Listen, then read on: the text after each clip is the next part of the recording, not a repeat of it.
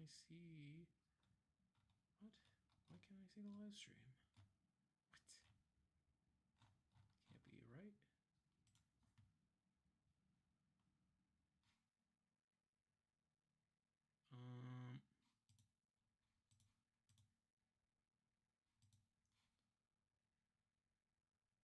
Are we not in?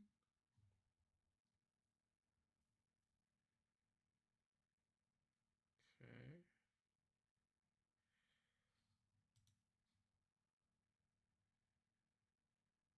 Saying that I'm in. When I load up my channel page, I don't see it. Okay, there we go. There we go. Now I see it. Now I just gotta let everyone know we are live. What? All caps.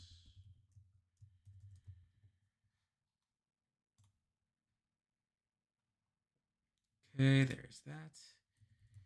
And now I gotta let the Discord know. Alright. Alright. Yeah, sorry for the mess. Again, got started very late here, but just gonna adjust some things. But welcome to the live stream here.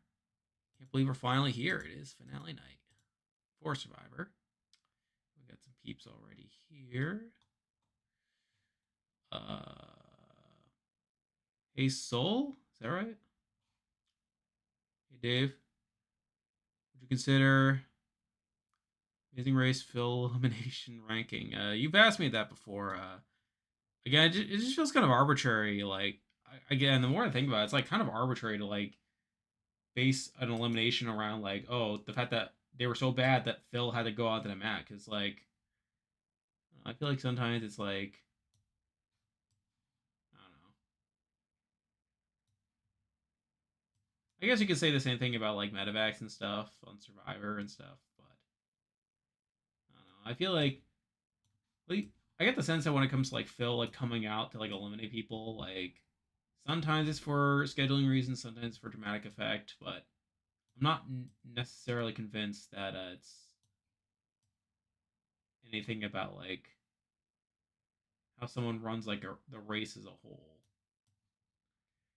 I think these sizes are much better here. I had these at like the same size as what I have for like my Big Brother streams, but like it's just way too big to do it that way. So this is probably better. We got Jonathan, Joe, Aubrey, Tiff, and Rizzo, my man. All right. Okay, that all looks good there.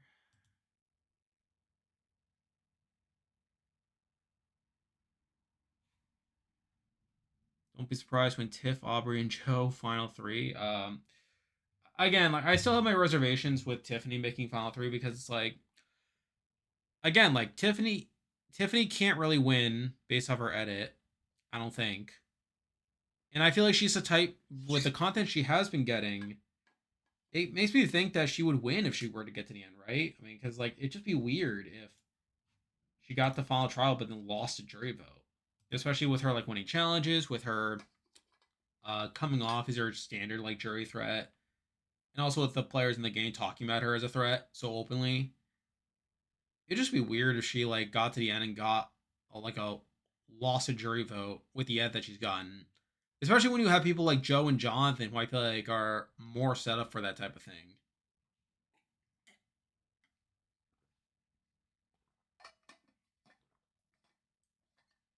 Um, Thoughts on season 50? Again, like I know like there's been a lot of like a lot of people down on the season for obvious reasons. Like people are like upset by the boot order, they're upset by the final five and stuff, and like I kind of get it. Like, I mean, again, I feel like out of this final five, like Jonathan's game is like okay. Rizzo's game is also okay, I think, but and then the others are like kind of bad. So like from a game standpoint, like I don't think we're being set up to get like a super satisfying winner from a gameplay standpoint. But I think taking that out, like I still think we've had like some fun moments. Like I again, I still think the auction was interesting. You know, like, even with the Mr. Beast of it all. Um, you know, we've had some good like coach moments. I feel like the season has done a good job at celebrating the history of the show. Like going even further than like Winners of War when it comes to like showing like flashbacks to previous seasons and stuff like that. I feel like to that end, I find that cool. You know, and I think we also had some fun rounds. I think the Mike White episode still like one of the better vote outs of the season. I feel like that's a pretty good vote out. Um, I think even I think the Christian vote out's moderately interesting. There's obviously that. I think the Charlie vote again, even though it was kind of obvious, I still think that was kind of fun seeing like Charlie's like one-sided rivalry with Rizzo, which again, like the fact that they portrayed Charlie that way was moderately amusing. And again, I still don't think this is like the worst cast in the world either. Like I still think there were some like fun moments to be had like with certain people here. Like I do like Emily as a character. Like I think she has some fun moments. Coach, again, people find Coach annoying and stuff, but like I think Coach brought something to the season as well. Um I think Ozzy again, I wasn't a huge fan of Ozzy, but I feel like he brought more to the season than I was expecting. Rick Devens is always fun. Cerie's always interesting to watch. And yeah, there were some disappointments along the way. Like I think the fact that Angelina barely had anything to do was obviously a disappointment there. Q, kind of a similar story. I feel like we didn't get as many Q moments as I would like. So again, there's a give and take, but I think if we're comparing this season to like game changers, I think you can do worse than this season. Suli Pie. Suli Pie. Okay. Thank you for the indication. Next Amazing Race video. I don't know. Again, Amazing Race is not like my like it's not like my favorite show in the world, and it's like again, like it's something that I'll make videos for it like when I'm inclined to or like have like a decent idea, but it's like I'm not like as like knowledgeable about like the ins and outs of like Amazing Race, and it's also like again like not like one of my favorite shows. So again, like it's something that I'll make videos for occasionally, but it's like not really something like you should like be that like I guess it's not something you can expect to happen as often as like a Survivor video, for instance. Probably my favorite version of Ozzy, South Pacific Ozzy, is a close second. Yeah, I think Ozzy had an interesting arc in the season of like him like trying to like shake up his game, of him trying to play like a more well-rounded game. I would say it is weird how it ended. Like obviously because it's like again like I was saying for a lot of the season that I thought I was going to culminate with Ozzy succeeding, but instead he the whole thing is like, oh, he gets separated from Suri, and then he gets taken out with an idol in his pocket. Sort of like history repeating itself. So again, I was a bit underwhelmed by that, but it's like it was still like interesting to watch. Between him and like South Pacific Aussie though, um, yeah, I think South Pacific Aussie was a lot of fun. Yeah, I think it is an interesting debate though.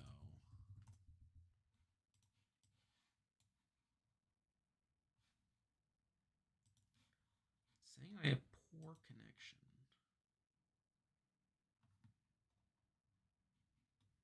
And I literally have no other tabs open right now.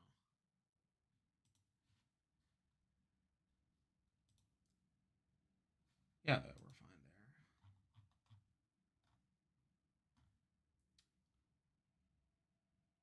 So aside from that, I mean, we obviously have the finale tonight, but then we are starting to get the 51 cast, which I find a bit interesting here. So let me just see if I can pull it up.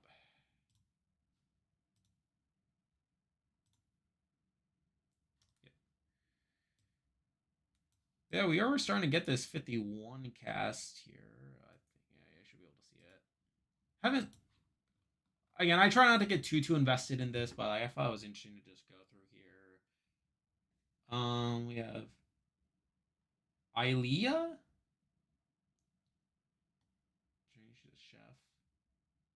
Texas Jelly. Calling her Jelly. Interesting. Brady. We're getting another Brady on Survivor. I mean, it's only been 40 seasons since we've had a Brady on Survivor.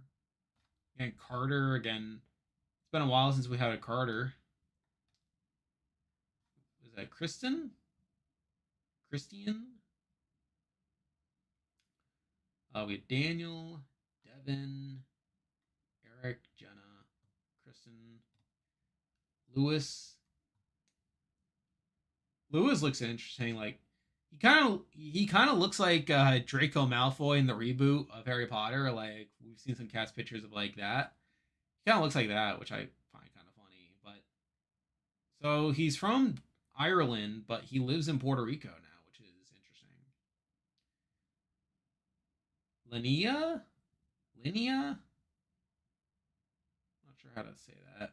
Yeah, but Maggie, Michael, Ori, Pat, Rob, Boston Rob. Are we gonna? Is that gonna be his thing? Calling himself Boston Rob, Sharonda, and Tian On. Probably gonna. Again, I probably butchered that, but yeah. So I mean, just looking through the field here, looks like a pretty standard like new era cast. Like pretty young skewing. It's like yeah, I think Christian's the only person like in their 40s, and like they're like clearly an outlier here, 49. Yeah, it's like everyone, and then you have Rob who's in his early 40s, but looks like everyone else is either in like their like mid 20s to early 30s. It looks like. And how many Canadians do we have? We've got one, two, got one, two. All right, we got two.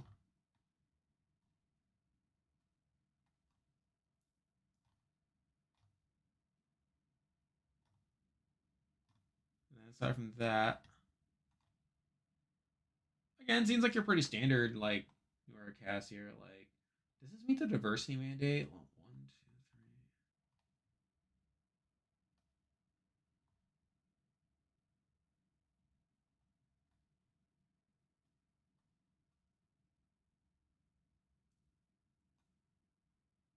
I assume this meets the diversity mandate. I'm not gonna like try to like infer too much, but like it seems like they made it this season. Obviously, we don't know like Maggie's situation, but it seems like we're good in that regard. But yeah, I just thought I'd just go through it. Like I saw like when Redmond first announced it when there was just a couple people, but like it looks like at this point we have almost everyone, which is pretty cool. Are you excited for 51 and Amazing Race 9 coming to the fall? Uh, yeah, it should be interesting at least. You know, like I'm glad we're getting another Amazing Race season. Uh, learn their lesson. I'm again maybe they'll learn a lesson. Like, but what lesson do they need to learn exactly?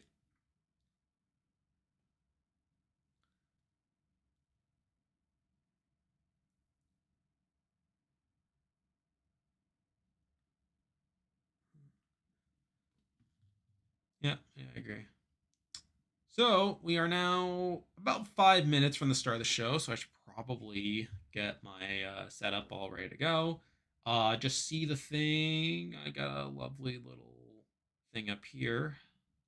So if you ask for a link or a way to watch it, I cannot really help you there. I'm probably not even going to. I'm gonna try to not even acknowledge it, but we'll see. I don't think I can need that.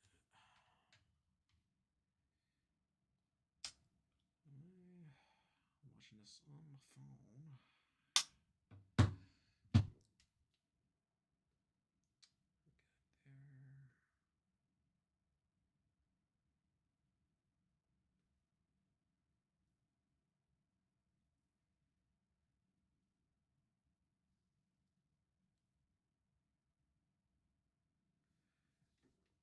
Yeah.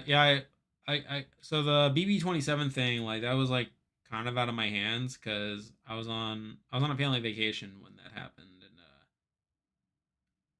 again, like I was like six, I was 6 hours behind, so again, it was like planned like months in advance, and I was like I couldn't really like plan around the finale, so again, I should be fine to like stream this year's finale again. Soon.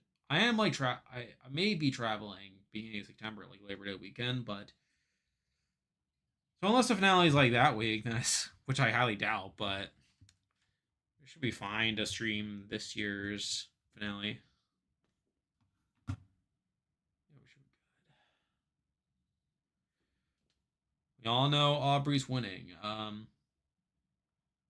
agree. Now again, like I think my jury scenarios video, I did like entertain the possibility that could not be, may not be Aubrey. Like I think I said there that Rizzo would win in like a Joe Jonathan Rizzo final three, which I think would be, let's see, a very fun result there.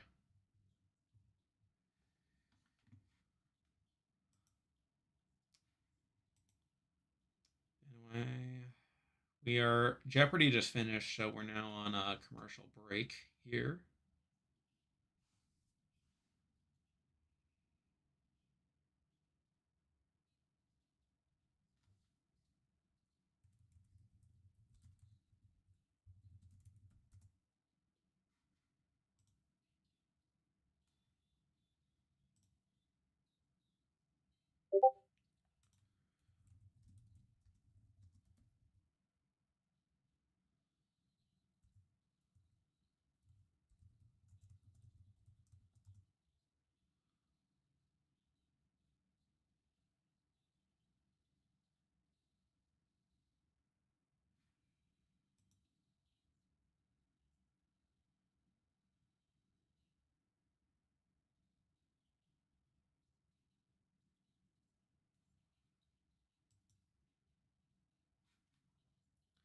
If she doesn't win, I'll be shocked. I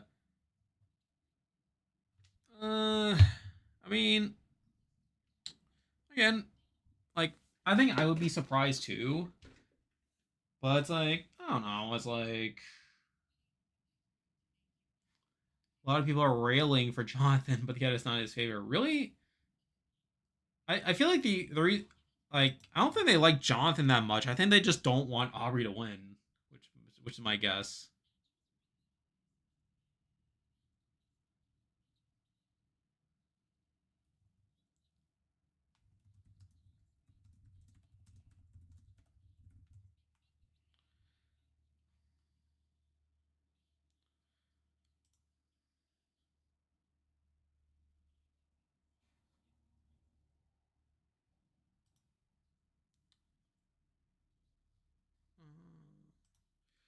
Anyway, we're still at commercial here, so and if you've never, probably move this, adjust it a bit.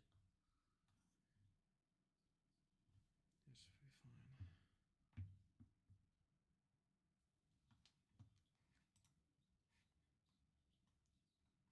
Can I even see what my things are? Anywho, we're now at around 8 o'clock. We have 16 people in the live stream. Thank you all for joining us here tonight. It is about to be 8 o'clock, in which we are about to get to the start of the finale here.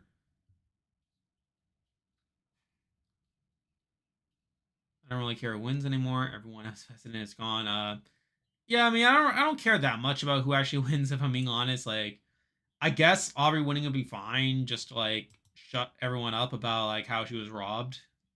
She finally gets her win, which is funny as she's now playing a Michelle style game, but whatever.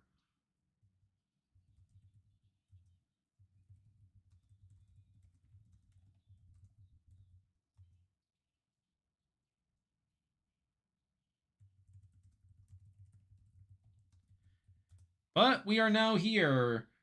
It is now finale time. We are getting Jeff here now.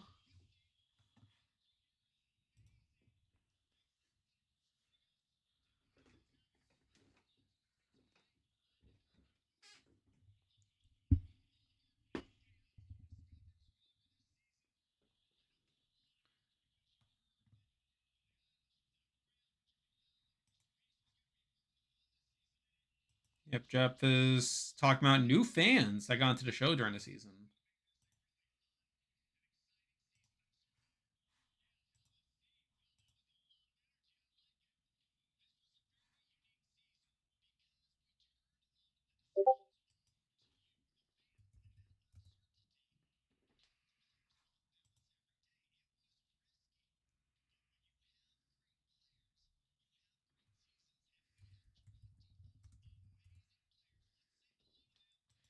Anyway, Jeff is now showing all the players here.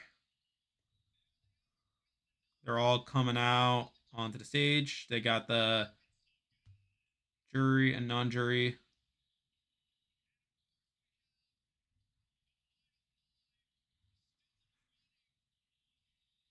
Now they're bringing out all the current players here.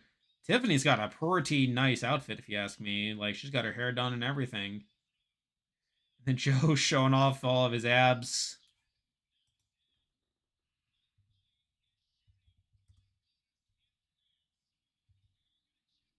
Looks like Mike White is not in attendance. He is in France shooting White Lotus Season 4.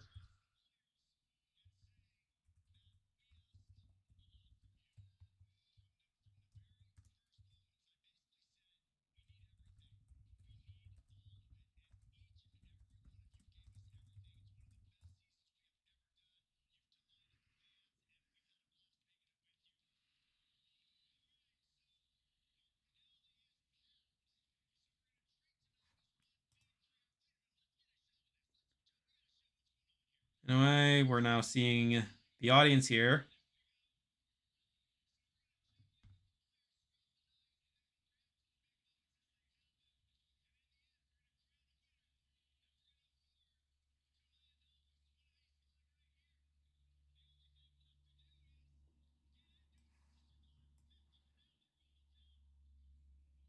All right, we are now getting to the actual show here.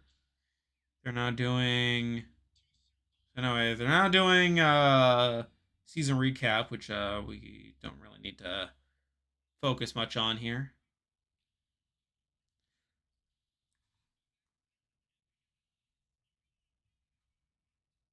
Was there a news article about Mike White? Like again, I didn't follow that much news about.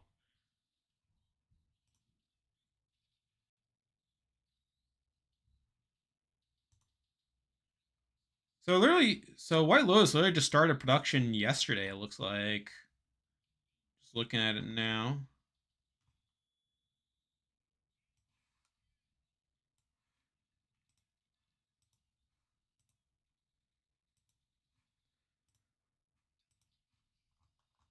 But yeah.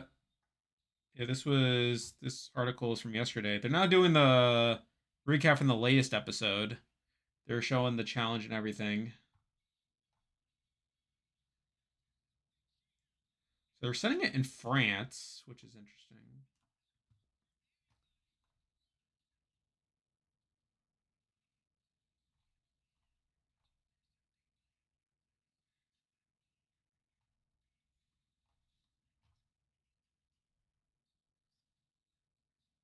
Notable casting. Is there anyone I recognize?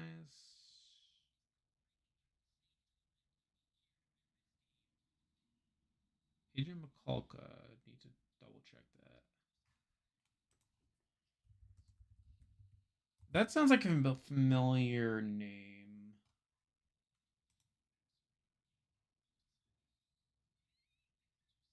Okay, Shira.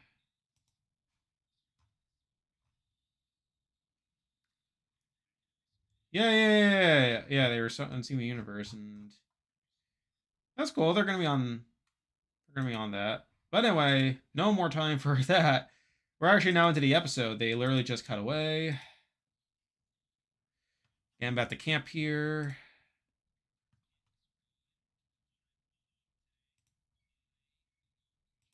We're getting Rizzo right at the bat. Rizzo's taking a lot of credit here for this Suri move.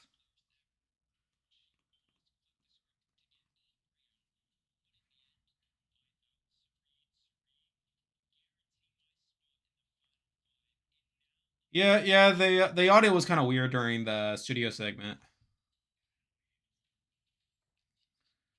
And we have Joe want to try to do damage control here. Tiffany is pretty upset by this Suri vote that just happened here.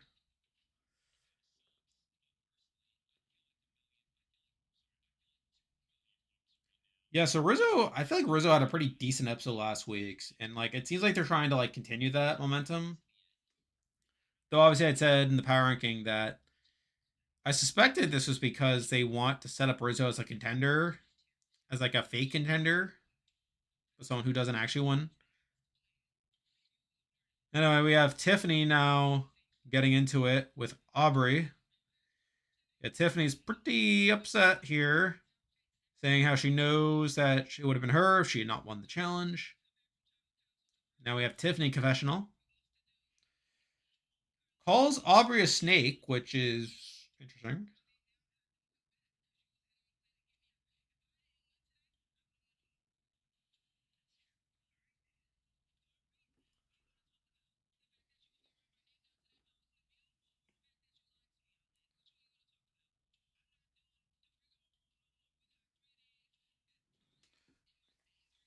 Yeah, Tiffany is Tiffany has some words to say. Anyway, now Joe is poo-pooing Tiffany. Yeah, Joe's calling her bitter even.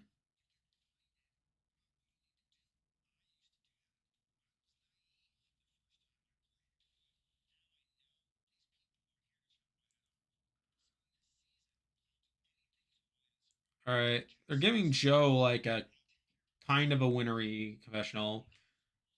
That's probably the best confessional Joe's gotten all season, but yeah, it's like too late. All right, so now Aubrey's responding. She's responding to the argument that she got into there. Okay.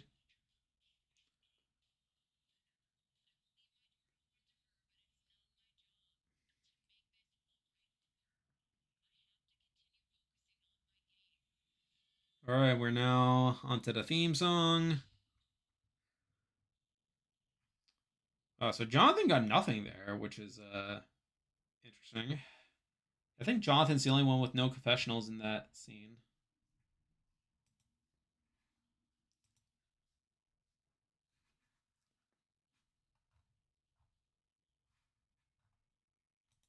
I should check in on the Discord here.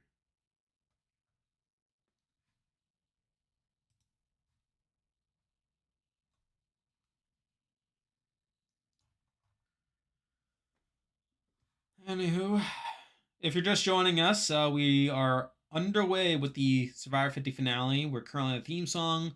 We just got an intro with a segment from Jeff, and we had our opening scene of the post tribal reaction.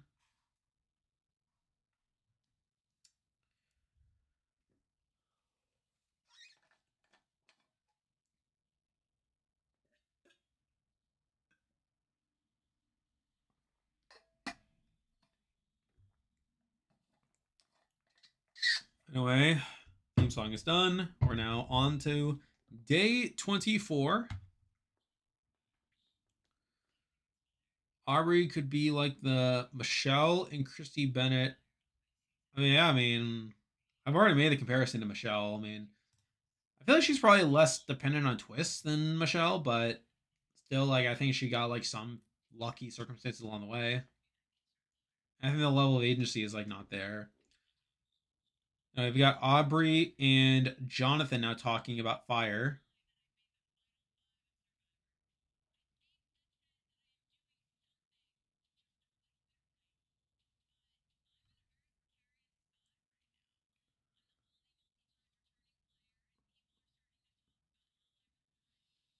All right, we're now getting set up to Aubrey being a threat.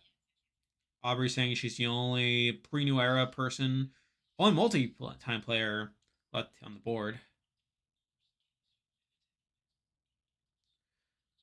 All right, so now we have Rizzo and Jonathan talking. Looks like Aubrey will be the backup target if Tiffany wins immunity.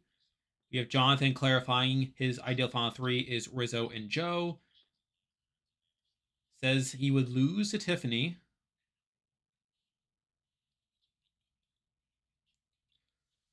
Yeah, so we have Rizzo and Jonathan talking a lot about being Aubrey and Fire.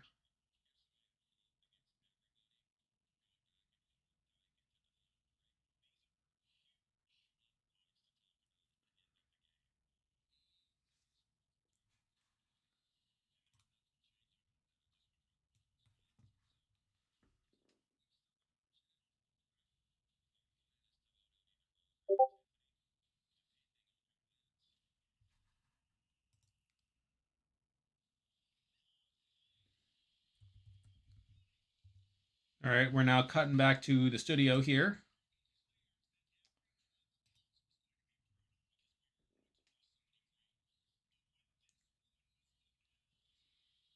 All right, they're now featuring Suri. Bring out Suri to the forefront here. Suri in a nice red suit.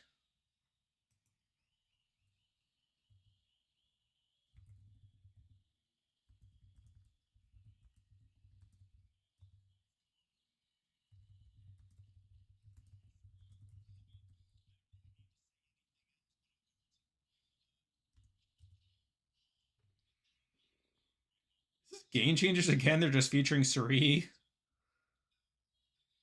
I assume if you're on the West Coast, like it's gonna air like 8 p.m. your time, so not for a few hours. Obviously, I'm here on the East Coast. Oh yeah. Oh boy, Suri's crying.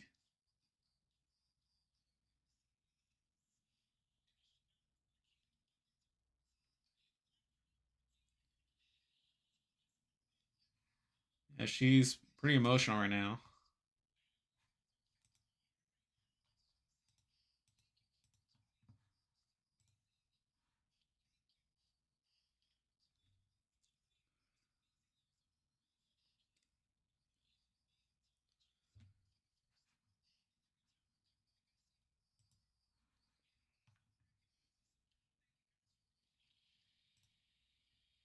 All right, pretty good stuff.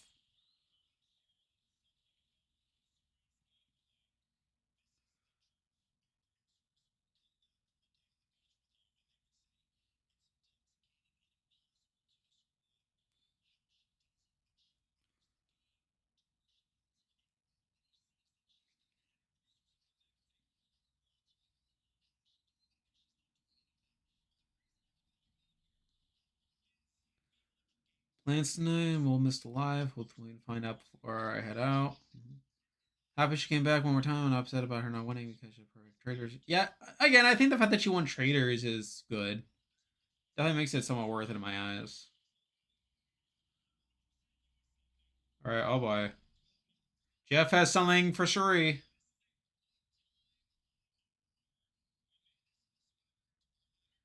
Oh my god. Oh my god, they gave her a trophy. Oh my god.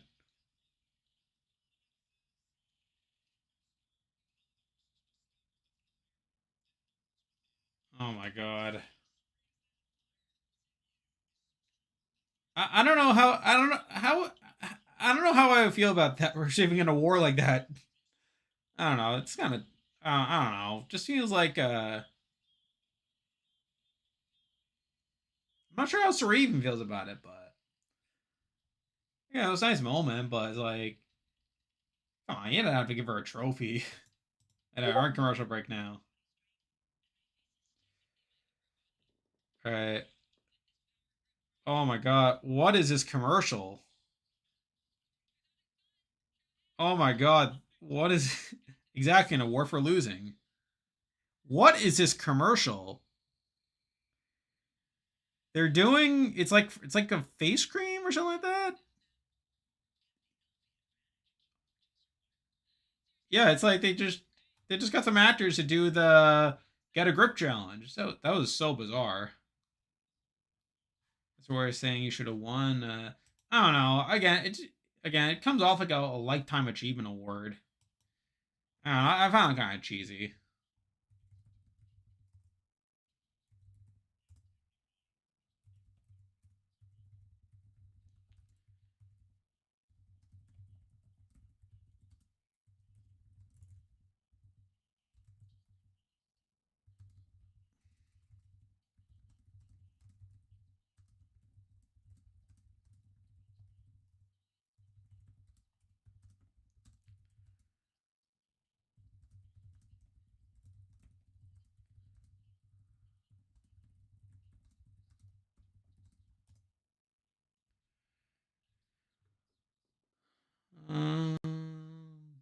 They should do one for hair removal for women's chins. Yeah. I mean, yeah. I saw some people talking about like Cerie's like chin hair.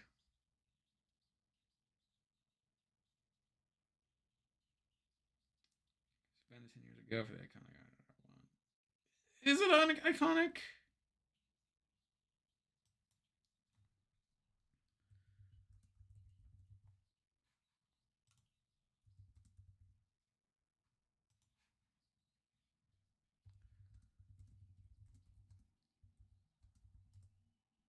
You know, we're not getting the Applebee's commercial because, of course, I'm pissed.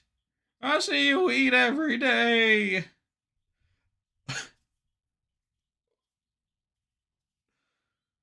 No shade. Many women get chin hairs.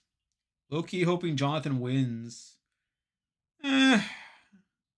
Again, I think Jonathan has debatably played the best game this Final Five, but I don't know how happy I'd be about Jonathan win.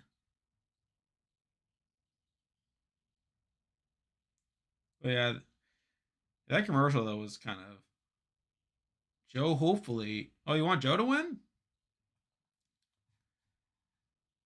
I mean, I don't know. Like, I'm not a big Joe fan. Fifth and fourth place, including reunion. What? What do you mean by that?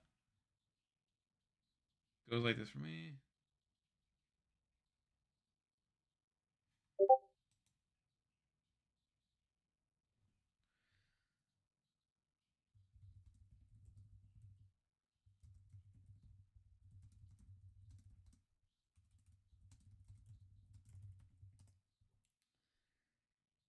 Wouldn't be sad if any of them and win. Actually, Rizzo shocked me to be honest. I don't know. It's like I don't think there's anyone here that I would be like mad about winning. Like I think I would. I think at this point I would just be kind of whelmed.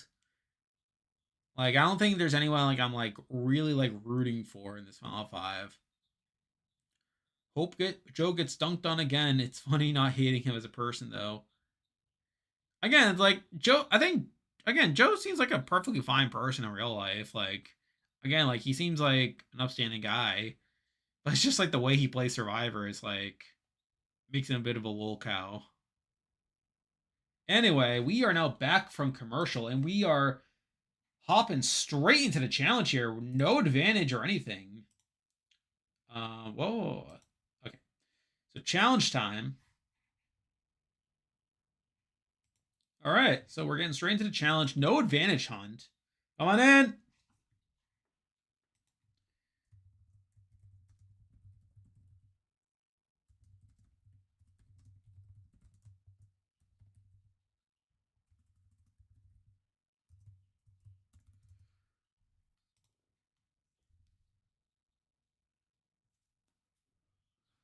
So before we get started, guess we should show.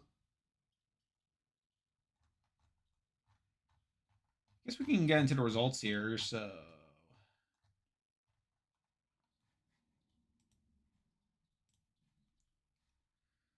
as you can see here, we did our poll yesterday into today.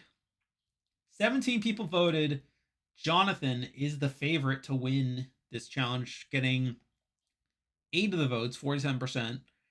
I voted for Aubrey, just to make things more interesting. Like, again, because I'm not in a position to win at this point, but it's like, might as well try to get points. So anyway, we'll see what happens.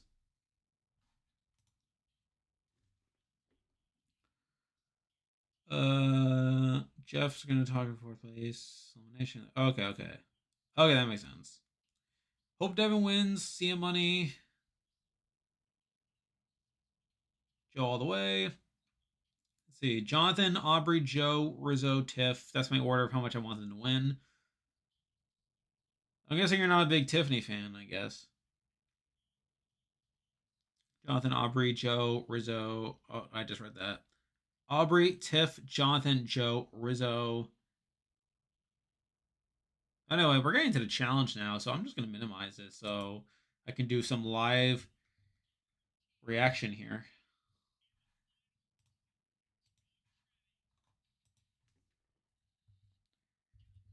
Anyway, we are now off to the races here. First, I gotta climb this structure here. They gotta climb the structure, and I think they gotta do like a rope part. So they gotta use a fishing pole to get something that'll help them get down. So they're using that right now. They're all up there at the moment. They got to receive a machete that will be used to help them get down to the next part of the challenge here. Looks like Jonathan has the early lead. Yeah, like Jonathan is pretty quick to get his machete on board here. Yep, so now you got to cut a rope. Tiff is not far behind here in second place. Joe is now shown with his machete. Looks like Riz is not far behind. Aubrey also has her machete. She got hers up pretty quickly. Like, shows you getting that. They got to untie it now and chop it up. Jonathan will be the first to chop his machete. Now that unlocks a slide that will allow him to get all the way down there. Jonathan building a pretty solid lead. He's past the slide now, getting to the second part of the challenge, which is going through a net here. Tiffany in second place now. She chops her machete. Joe not far behind here. Rizzo and Aubrey. Aubrey now has her machete down. Rizzo is now in last place, the only one down, but he's not far behind. Everyone has passed the machete part, though. It's now a question again to the next part of the challenge. Jonathan will be the first person, though, to get past the net here. He is now onto the third section of the challenge, which involves getting a selection of keys. He just batters through, gets his sandbags without too much difficulty here, and he's just on to the next part of the challenge, which involves throwing a sandbag to knock down some pegs here. But we have Tiffany now in second place. She's through the net, and she can now get into that part of the challenge. Jonathan, though, making pretty quick progress and knocking down 2 of the 3 pegs here, but not quite there yet, as Tiffany now gets her sandbags, and she's now on track to do so, but she is going to knock down her pegs there. Jonathan having a bit of trouble in knocking down that last one.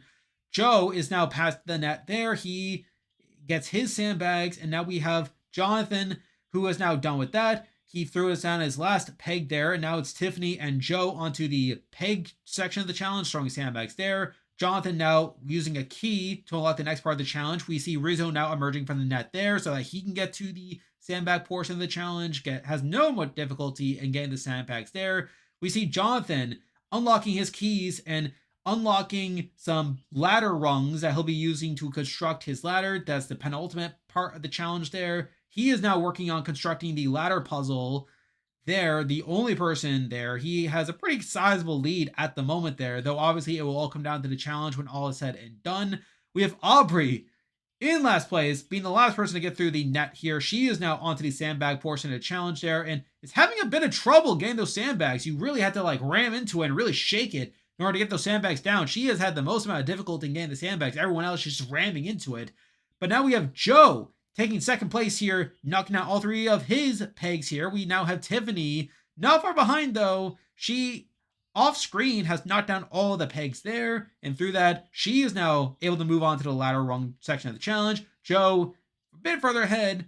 We have Jonathan still working on that ladder section of the puzzle though, assembling his rungs there. We now have Aubrey and Rizzo both finished with the peg portion of the challenge. They can now advance to the ladder portion of the challenge here. We have Jonathan slowly but surely getting his ladder together, and he is now on top of the ladder, and he can now get to the puzzle, the final portion of the challenge. Joe not far behind. He has now finished the ladder. He can now start working on the final puzzle, and we have Jonathan starting to work on that puzzle there. Now cut to Tiffany. She is now finished with the ladder, and she can now start working on the puzzle there. We have Joe and Jonathan working on the puzzle, with Tiffany not far behind. Aubrey and Rizzo are still working on the ladder there. Rizzo, though, making pretty quick work of the ladder. He is about to get to the top of the ladder, so he can start working on the puzzle. Aubrey, though, in dead last, though, slowly but surely, still on the ladder rung section of the challenge there. We have Jonathan struggling a lot on the puzzle, barely having any pieces there. But Tiffany is making some headwinds here in terms of her getting to the puzzle done there. We have Aubrey still working on the ladder there. She can now get to the puzzle, and now everyone is working on that puzzle there. So looks like Jonathan's making a bit more progress there. He's working on the perimeter. We have Joe also making some progress there. We have cut to Aubrey putting in her first piece. Again, making pretty slow work out of it, but again, anything can happen at this point. We have Jonathan making more work in that puzzle, though. He has about half of his outer perimeter now finished. We have Joe not far behind, getting pretty close to finishing the perimeter of the challenge there. Again, it seems like this challenge is between Joe and Jonathan at the moment. Jonathan seems to be stuck, though. And what do we have here? We have Jonathan throwing up. Seems like Jonathan is really like getting dehydrated. He just threw up a little bit, but fortunately he's able to step back and get back to work there, continuing to work on the puzzle. We now have Jonathan somehow having more of the puzzle done. That was a jump cut, to say the least. But Jonathan now has the entire perimeter out. Now he can start to fill in the interior pieces there. We have Tiffany starting to fall out of it. It seems like Tiffany is much further behind. Actually, it's though not quite. It seems like Tiffany, though, has been working more on the interior there, but it does seem like Joe still has the lead at this point. Again, having almost the entire perimeter in place, but also having a decent amount of interior pieces there as a result. Tiffany, though, making more progress on the puzzle. It seems like it is coming down to Tiffany, Jonathan, and Joe there. The edit's being pretty weird with showing Jonathan's puzzles, though. It seems like they're just cutting to him having a lot more progress done. Again, very confusing to follow, but again, it is these three very much in progress there. We have Joe, again, making more progress there as a result. We have Tiffany putting in another piece. It seems like Tiffany's getting closer yet to getting the puzzle in place. Jonathan is not far behind. It seems like Tiffany just has a few pieces left, which would be a pretty clutch win there. But Jonathan is not giving up. He is putting in more pieces. Joe is starting to fall out of it. It seems like he is like really lost a lot of ground to where it seems like it is now between Tiffany and Jonathan there. But again, it is going to come down to Jonathan and Tiffany here. It seems like they're down to just a few pieces left. It seems like they're around the same point. But again, like they're just cutting to Jonathan having more pieces just suddenly in place. Again, making it pretty hard to follow, like how close it is. So anyway, we have Jonathan now making more progress there. It seems like Tiffany's starting to fall out of it, though. Jonathan is down to just a couple of pieces, though, but Tiffany is putting in a pretty solid fight here. Jonathan is down to just two pieces, again, both in the same area, so you would assume he should be able to get it in place there, but Tiffany, again, she is making a push to the finish there. She is down to just two pieces. It is going to come down to who can get this last piece in there. Rizzo has given up. He is just watching what is going down here. We have Tiffany now with just one piece left. She is sliding it in. Jonathan also on his last piece. And Jonathan pulls it out. Jonathan wins final 5 immunity.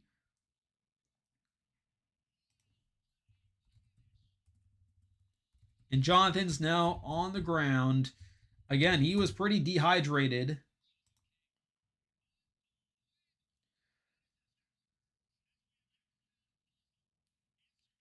Jonathan celebrating a lot. Anyway, let me see what the reactions were.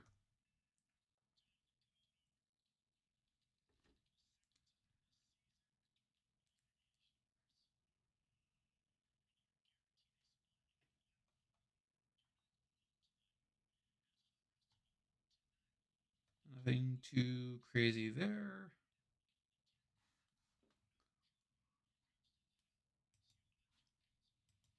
Anyway, we got Tiffany being pretty upset yet again.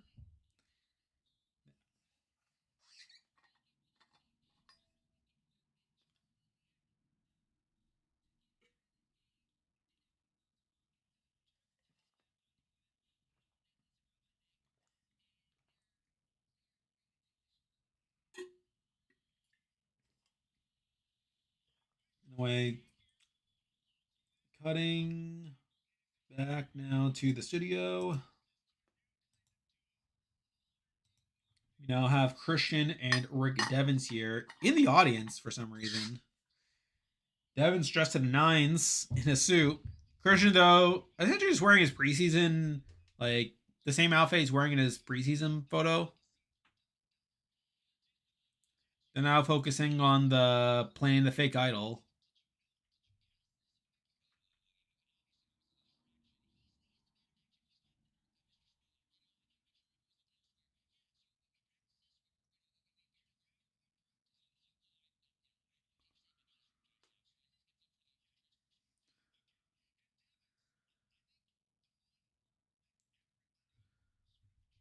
heck?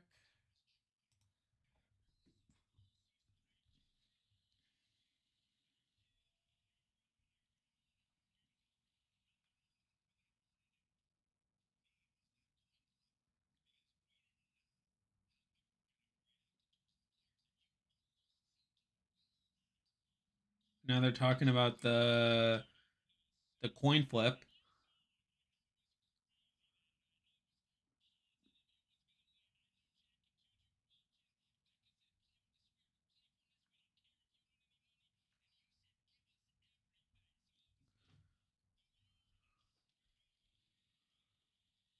What do you think will happen with the next era of the show? Will it be the same as the 40s, or do they do something different?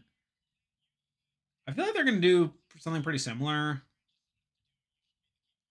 So anyway, they give Rick Devens the coin. I think he mentioned it during his exit interview that he was hoping to get the coin, but there you go. I mean, Rick Devens now has the coin. Anyway, we're now back to commercial there. All right. I hope they move. All right, there we have another Survivor commercial. All right, it's a Corona commercial.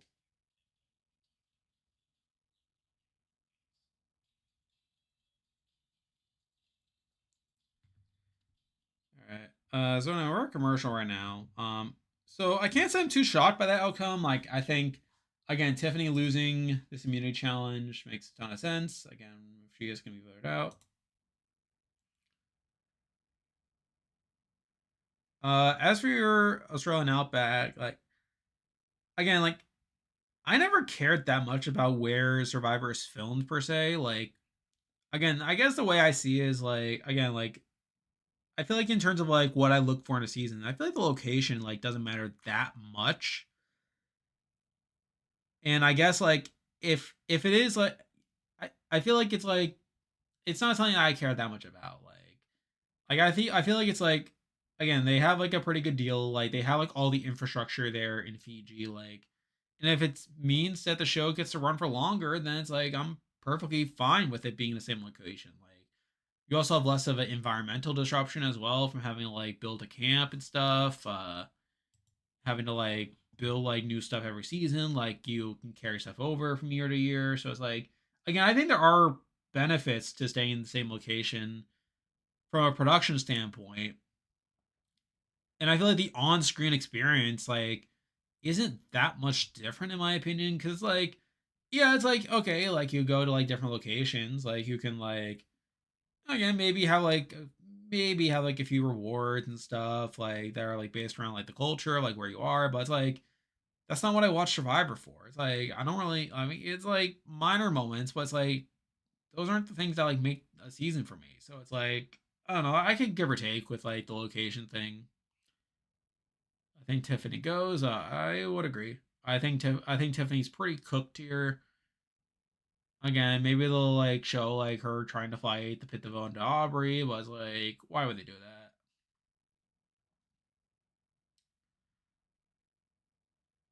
Great past this day, but I would like a different view. Again, like again, I get what you're saying. It's like again, like people watch the show for different reasons. Like people have like different preferences and stuff.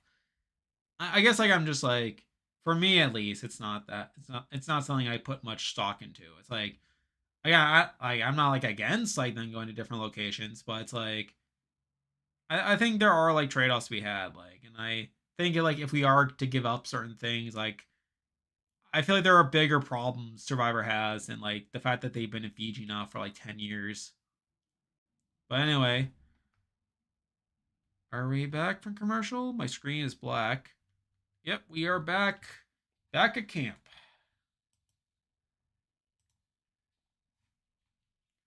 Do it in the Mojave Desert. I don't know how good that would be. I feel like you would have trouble finding water there. Think they do themes for the 50s? I don't think they're doing themes. Yes, Jonathan. Jonathan has just won Final Five immunity.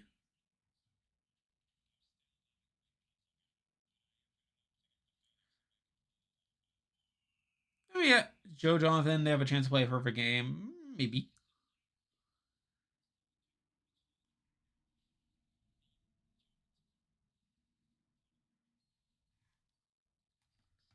All right, so now we got Jonathan and Rizzo talking. All right, Rizzo is talking about guaranteeing a safety.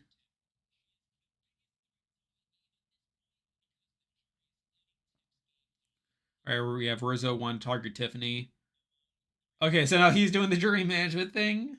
The same thing that Ozzy did with Aubrey. So yeah.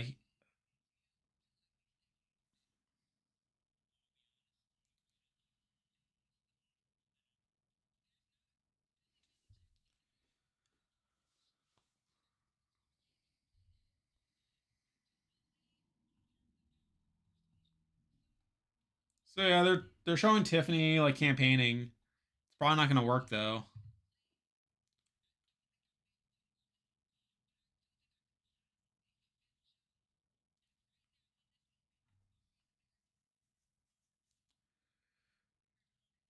What was a position for Aubrey game? Like, what do you mean by position? So we have Tiffany now talking to Joe to try to flip the vote to Aubrey. Again, she's doing what she needs to do. I mean, it's not going to matter, but you know, again, like you got to show it at least. Looks like Joe Tiff is a great threat next to Aubrey. They smart. They cut Joe. What? Tiffany is a greater threat next to Aubrey. If they were smart, they cut Joe. I don't agree. Like I think Joe is like clearly a goat. Like I can't imagine Joe winning a jury vote really in any scenario. It's like again, you want to go sit in with Joe. So like I do think Tiffany's doing the right thing. Like she is targeting the right person in Aubrey. It's just like there's just not much she can really do at this point. Joe's an easy person next to.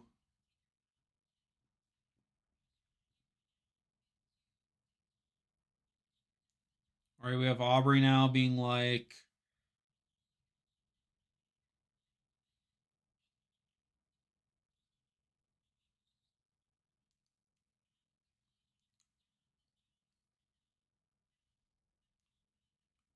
all right, we have Aubrey sounding pretty confident that she can stay here. Yes, like he still has his idol to go through tonight. Again, there's just no. I mean, he doesn't. I mean, there's a. He did say he was gonna play it, so again, like, why would you not?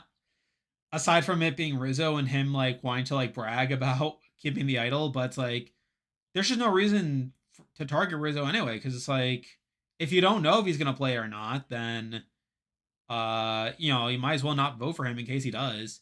But anyway, we have a flashback to Jonathan losing fire to Mike in his original season.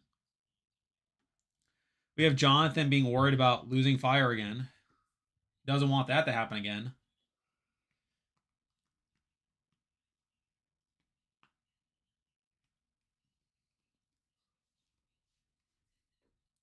We have Aubrey campaigning to, I mean, Tiffany campaigning to Jonathan.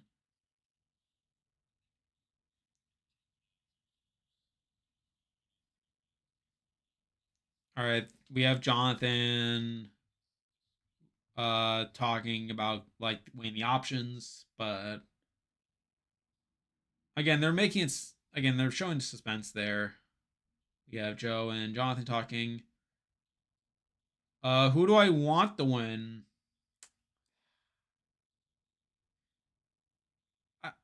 Again, it's I think it's tough. Like I don't think there's like anyone that like I'm that excited by. Anyway, we were back now in the studio. They're now showing Mike White through Zoom. He looks tired. They are in France right now, so it's like almost morning.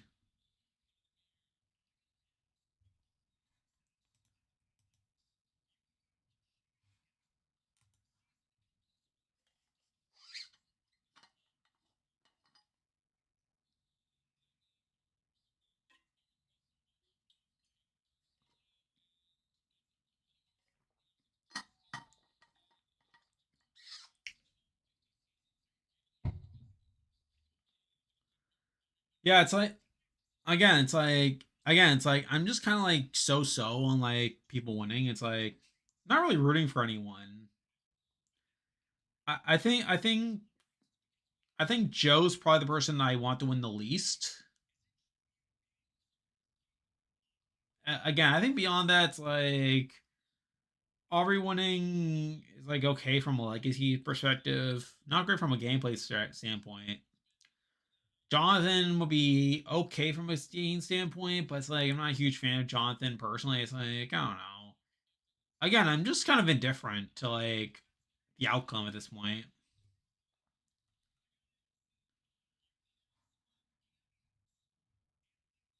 So R50 could be over, could be game over if Aubrey wouldn't file immunity. I mean, if I had to guess, I think Aubrey goes into fire. Like I think Aubrey Rizzo makes a ton of sense for the fire making challenge. So anyway, oh, they just announced Charlie and Camilla are likely to be cameos on the next season.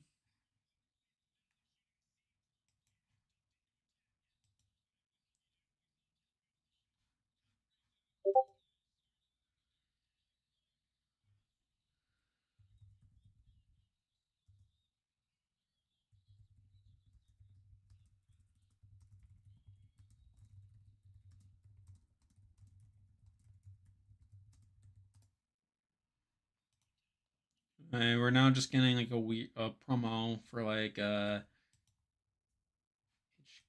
weird series.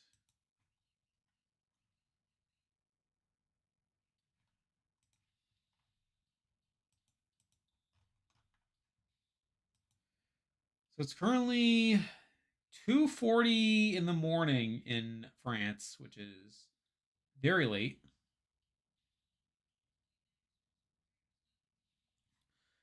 Do you think who wins Final Four immunity pulls a Chris Underwood? I mean, we can go through it. So it's like, so let's see. So would I don't think Aubrey would. I think if Aubrey wins immunity, she'll just take it. Probably puts. I think Aubrey would put in like Jonathan and Rizzo. Again, this is assuming Tiffany gets voted out, which I think is pretty clear. I think Aubrey puts in like Jonathan, Rizzo, because like they both suck at fire. Like they both, well, obviously, I don't know if she knows that Rizzo lost fire making in this season, but obviously Jonathan also lost. So it's like, or maybe does she put in Joe and Jonathan, thinking that it's like okay, I can beat Rizzo. So it's like maybe you put in Joe Jonathan because you know Joe can beat Jonathan. So like, I don't know, maybe that's the play if Aubrey wins. I think if either Joe or Jonathan win, again, I think they take each other. I think Jonathan for sure puts in Aubrey and Rizzo if he wins immunity. Puts Aubrey and Rizzo in. Or maybe unless he's worried that like Rizzo could lose fire. Because like Aubrey won fire in her season, right? Anyway, we're back from commercial. Like we're going straight now to tribal. So it's like does Jonathan like maybe Jonathan could convince Joe to go into fire against Aubrey, and then Joe beats Aubrey, and then you have Joe if he wins. Does Joe put himself in a fire? Because like, what incentive does Joe have? Like, unless he's like so worried, like, because I feel like if I were Joe, it's like I would feel like indifferent between Aubrey and Rizzo to where it's like I would just be like, hey, I'll let you two fight it out. And then Rizzo, like, what does Rizzo do? Like, Rizzo probably does Aubrey and Joe, I think, to try to get out Aubrey. So I don't think anyone would put themselves in a fire. I don't think. No, no, no. It's 2:40 in France. I live in the U.S. East Coast, so it's 8:40 for me. But no, like we were talking about like in France, like where Mike White was.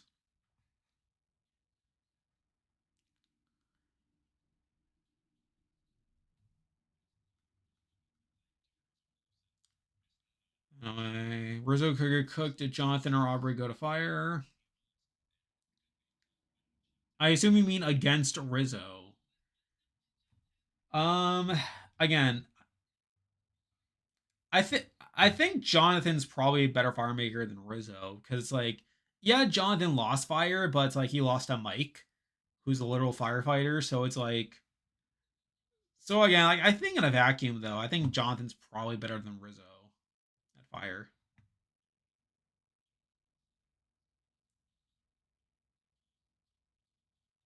I mean, I guess like Aubrey versus Rizzo. I mean, I think it's a I think it's a very different situation. Yeah, I think Rizzo's like the worst in fire, so it's like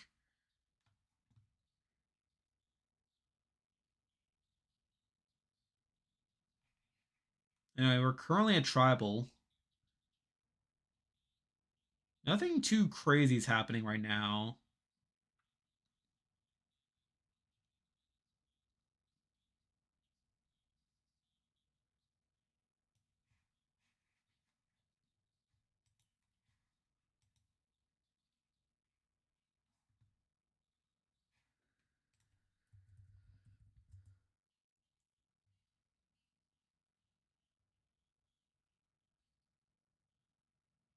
Does Rizzo have the jury's respect? I don't think he does because like I talked about it in my jury scenarios video, but it's like if we go to the jury, it's like I think a lot of the old schoolers, people like Coach, people like Stephanie, even Chrissy, you could throw her in.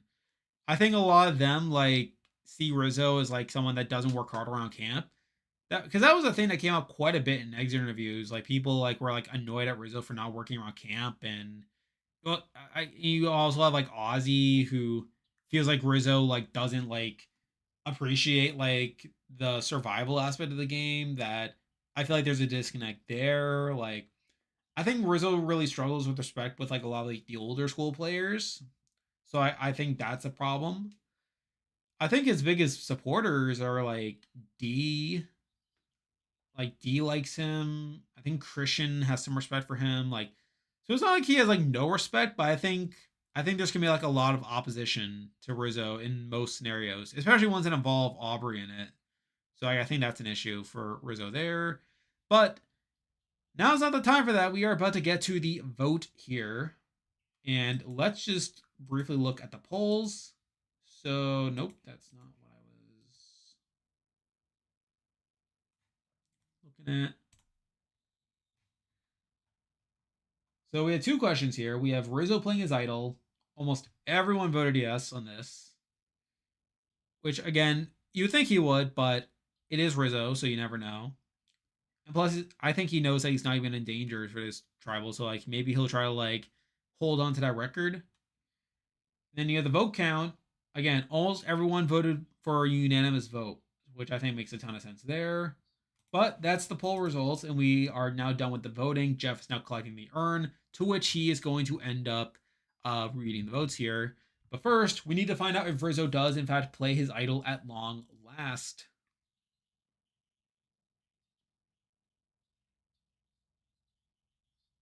It's up to you. Like, I don't think you've missed too much. But Rizzo stands. Rizzo does play the idol on himself.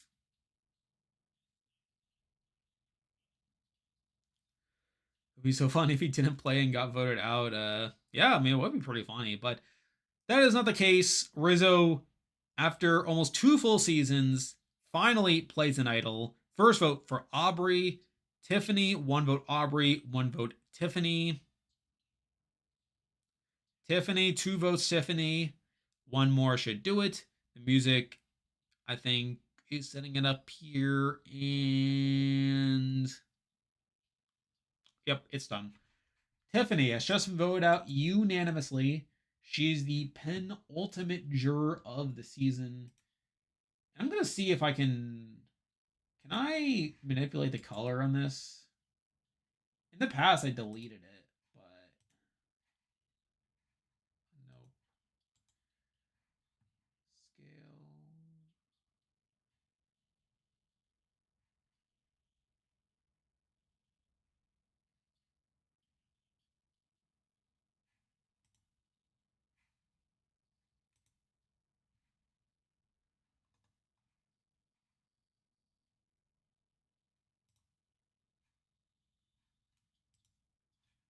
Nah, it's I can't figure it out right now. I'll just delete it. All right.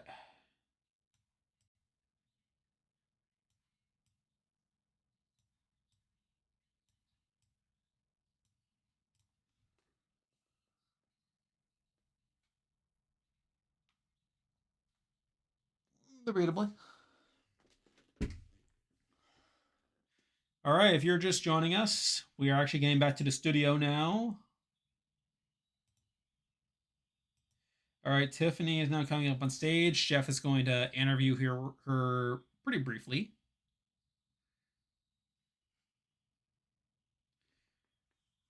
I think Tiffany's one who improved from her original season.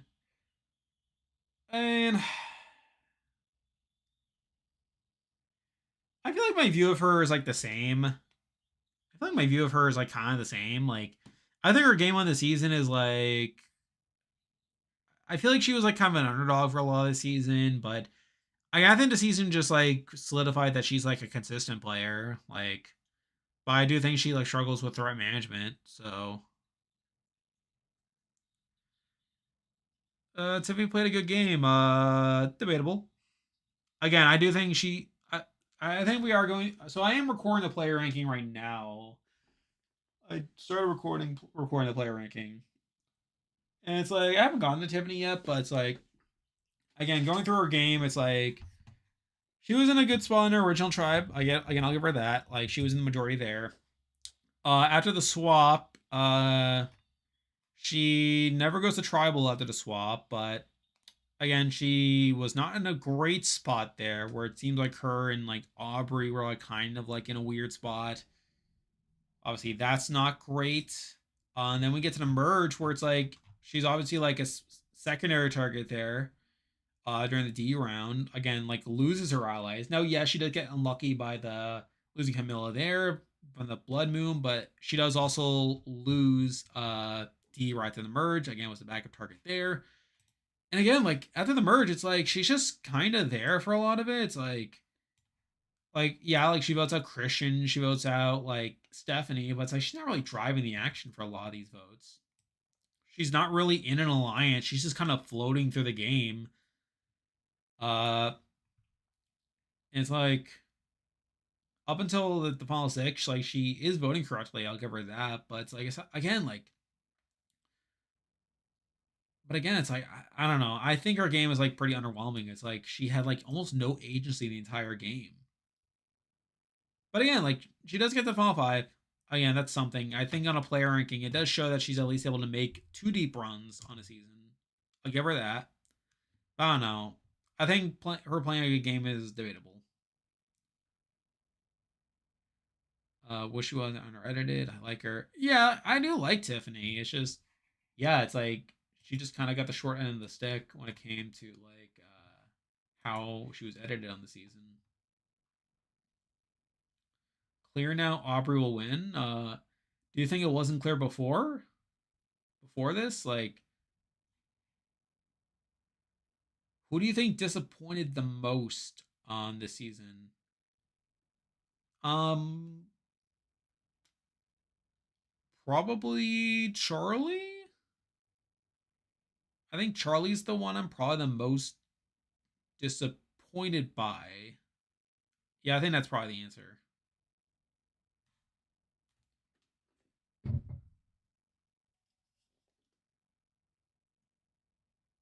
Angelina. I mean, I get what you're saying. Like with Angelina, like I think that said though, it's like I think I don't know. I think a party was. I think if this were like if I had not read the preseason interviews, I might have been more inclined to say Angelina because I would have seen Angelina as a bit more as someone who has a bit more potential. But I think it's clear from the preseason interviews that Angelina was like not like coming in at that grave a spot. So like it's not shocking that she didn't like perform to the same level.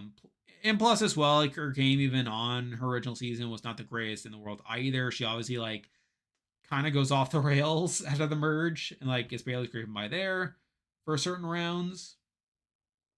But I don't know. I think like I think Charlie probably had a bigger drop off, in my opinion, from his season to the next season. I think more of that is due to Charlie having played a better first game than Angelina, even though I think Angelina played a worse second game. But I think the gap between from first season to second season is probably bigger with Charlie than it is with Angelina. Um, I say Joe because Joe did nothing. I mean, obviously, like Joe didn't play like as dominant of a game this time than last time, but he still had like a solid alliance. He still is. He is still like making it deep again. I actually think his game is like not. I think his trajectory on the season is like pretty similar to what it was last time. It's just like he didn't have as much control this time. But like, the way he approaches the game, and the way he approaches people, and how he's perceived and stuff, that is like largely unchanged from like what it was last season. So there's that.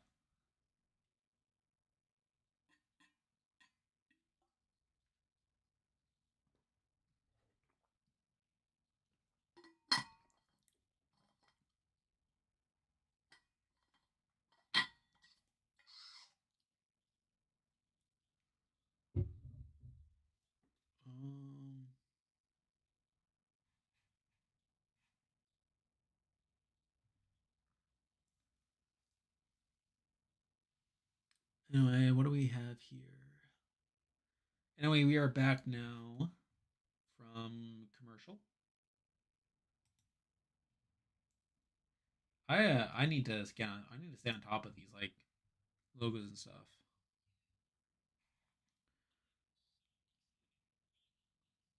Joe, just because. I mean, that's essentially what he did last time. Again, I feel like not much has really changed, so it's like it's hard to be disappointed by him when he's just doing the same thing again. Motion, yeah, that's motion's like the balls. It's like the balls on the track. And we have more Rizzo. We're getting tree mail.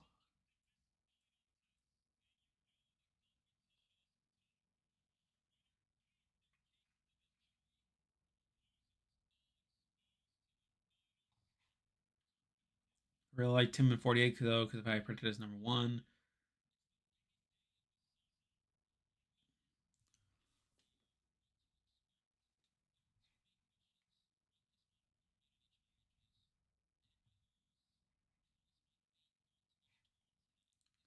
Yeah, they're focusing on Rizzo quite a bit here.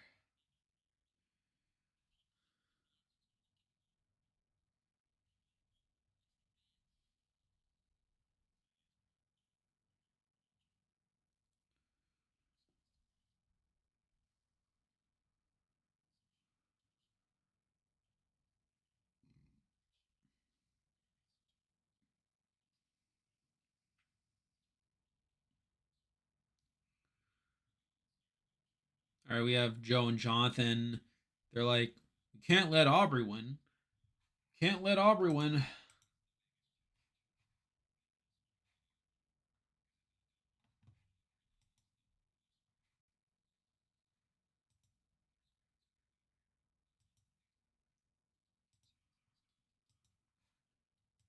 Oh yeah, they don't know it's fire making Final Four. Like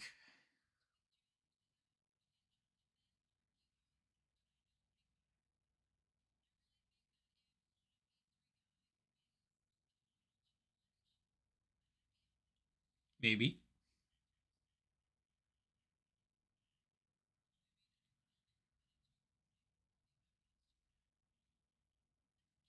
Yeah, it's like they all played in fire. They all did fire making. Even Aubrey, who played in the pre fire making era.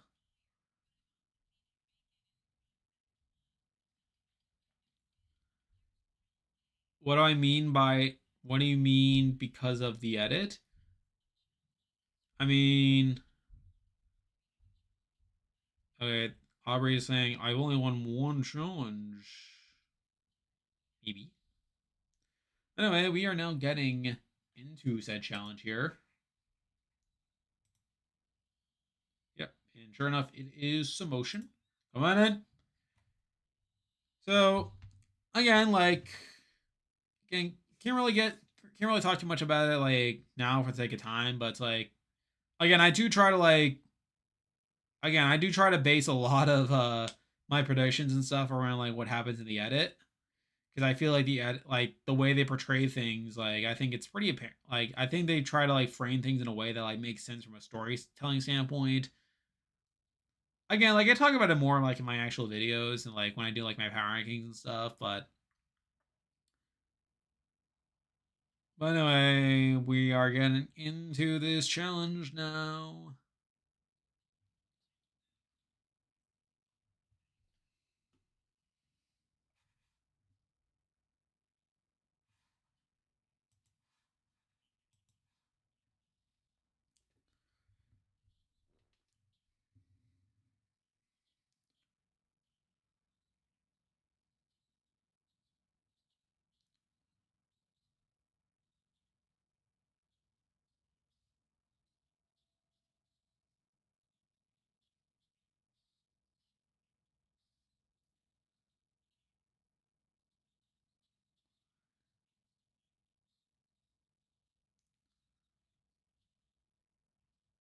Uh, 41% is not a majority, Jeff. It's a plurality. Anyway, just explain the challenge right now.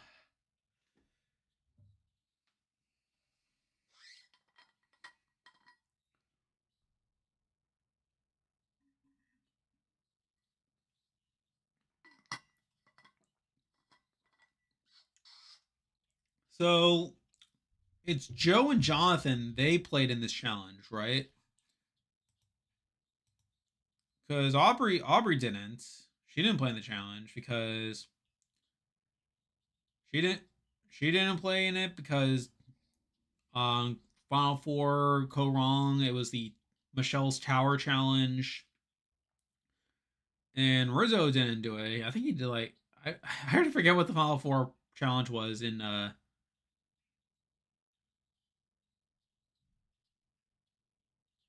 Anyway, Jeff is hiding the result from us, even though we already know what it is. But so anyway, this is just the poll results here. Aubrey was the favorite here to win this challenge, getting 47% of the vote. But we are going to commercial first. We're getting Stephanie and Ozzy.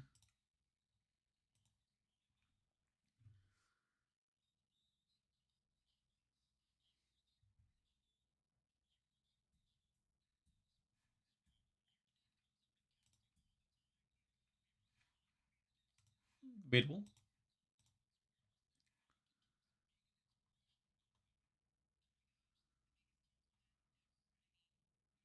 Final Four challenge 49 was the one with the table. Yeah. I know it wasn't Submotion because yeah, they do it on. They've been doing it on the even number seasons a lot, right? Because they did it on 48. I believe they did it on 46. Let me just double check here. Submotion.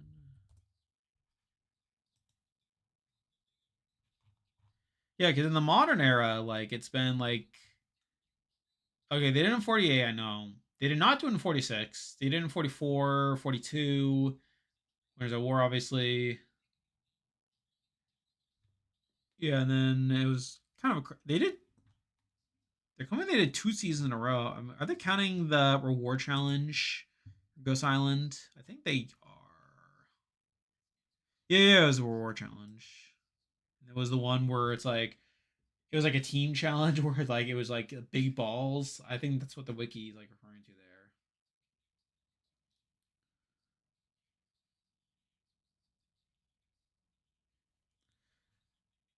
Oh no. Does Jeff have something for Ozzy? Oh my god.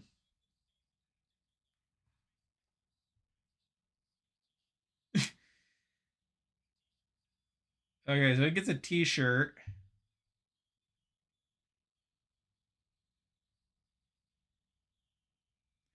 Okay, so Sari gets a trophy And apparently, like, I think so. So it seems like the trophy has like a typo in it.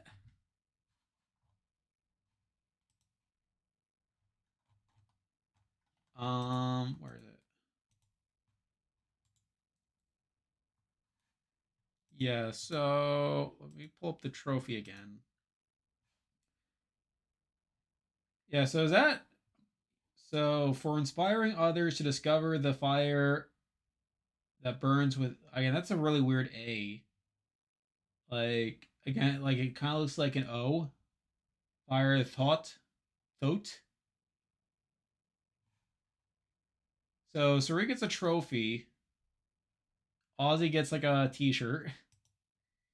Oh boy, who else is getting awards here? What else is Uncle Jeff throwing for us? Anyway, we are currently on commercial break.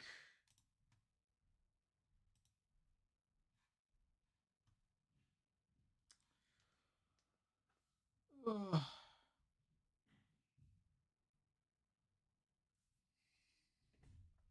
Anywho, yeah, like again, Tiffany's game. I think I was talking about Tiffany's game earlier. Yeah, I don't think Tiffany's game is that good.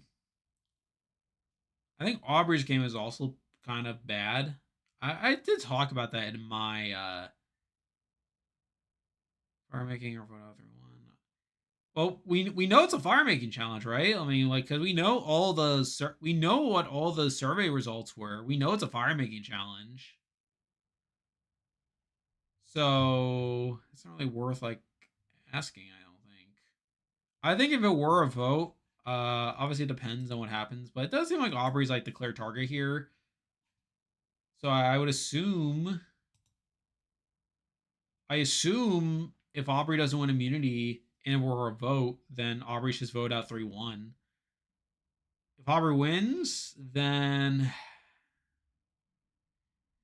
so I guess like Joe and Jonathan like team up and they try to take out Rizzo there, but then maybe Aubrey could like force fire for Rizzo to give him more of a chance. But I mean, Aubrey has nothing to lose though in that situation, so it's like I don't know. Would she force it?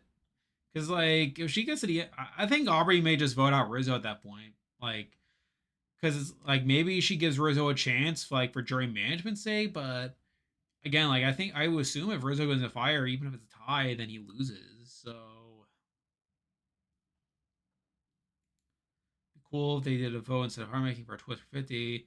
I mean, I agree. Like I do think a vote's better than a fire making challenge, but it's like we know what the vote was. Like we know that fire making won the vote. I voted for a vote, but I voted for like a normal vote, but it seems like the majority voted for the fire making challenge.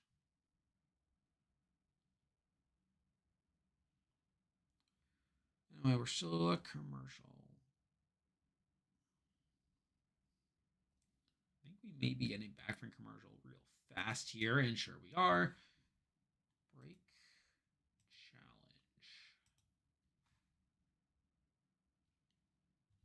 Fire making challenge is getting old. Yeah, I agree. Anyway,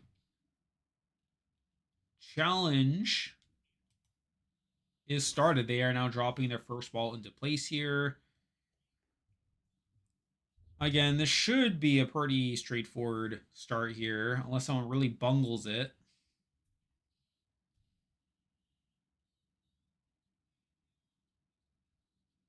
Imagine if Rizzo drops it right away. Anyway,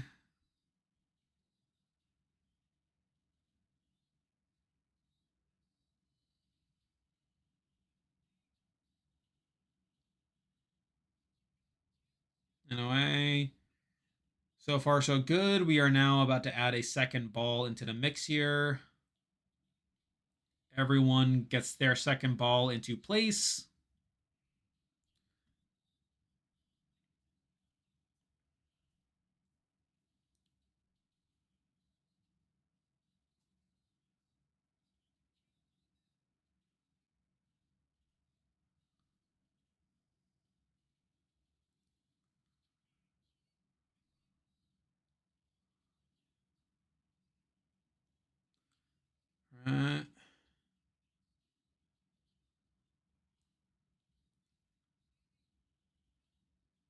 All right, so Jeff just brought up the challenge win stats for each of these final four.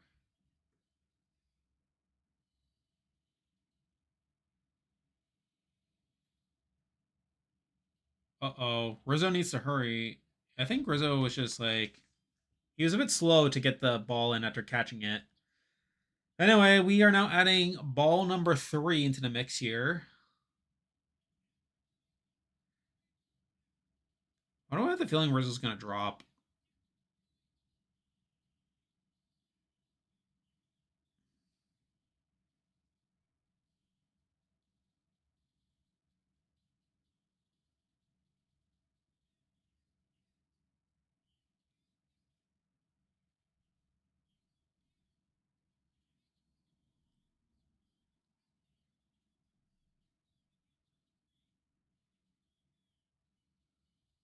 Yeah, Rizzo's about to man, they keep faking us out with Rizzo. They make it seem like Rizzo's going to drop. Anyway, nothing's gone wrong yet for anyone. They're doing like a bunch of quick cuts here, and they're about to add ball number 4 here. Maybe.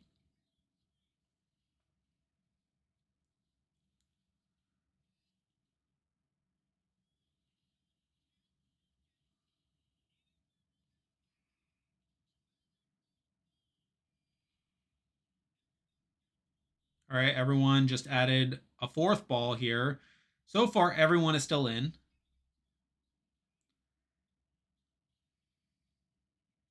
And no one's fumbled yet.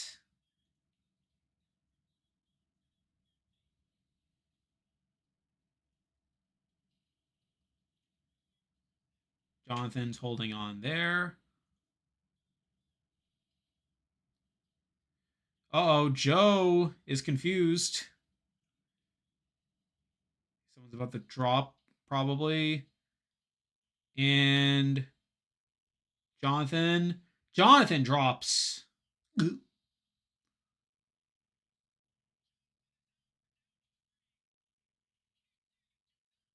Jonathan is out.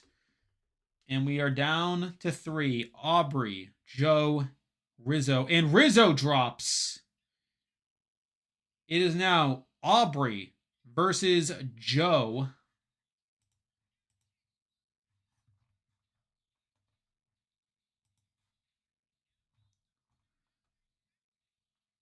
I believe I voted for Joe to win this challenge, even though the majority voted Aubrey. But anyway, we're adding ball number 5, and they are doing slow mo.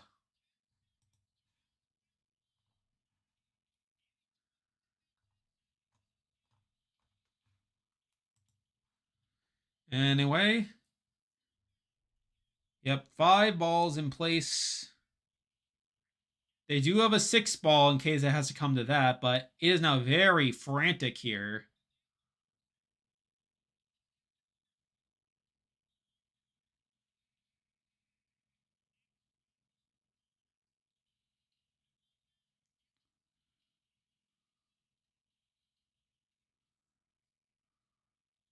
We have Joe being like, I didn't see that. Could that be set up to Joe dropping? And Joe drops. And that means Aubrey wins. Final immunity, guaranteed a spot in the final 3. We have Aubrey being very emotional here.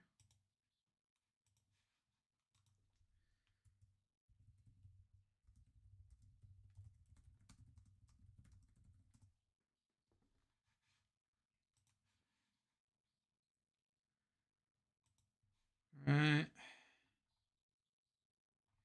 All right, some interesting reactions here.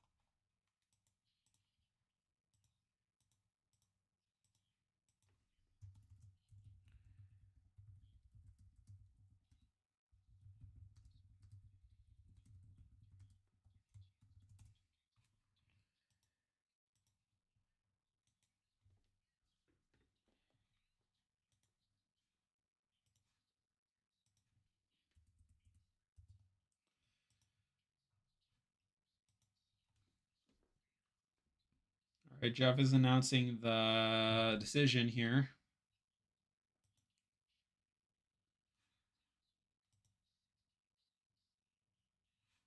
It's so crazy. 60% voted for fire.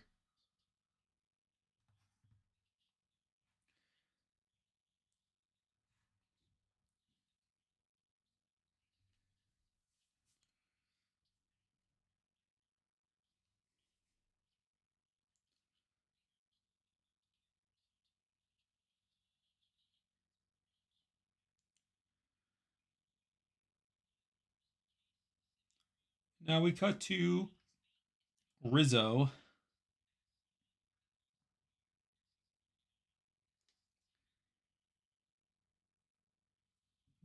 So Rizzo is now worried about losing fire himself. All right, we get another commercial. They got Tiffany for this commercial, which is funny. Who is this?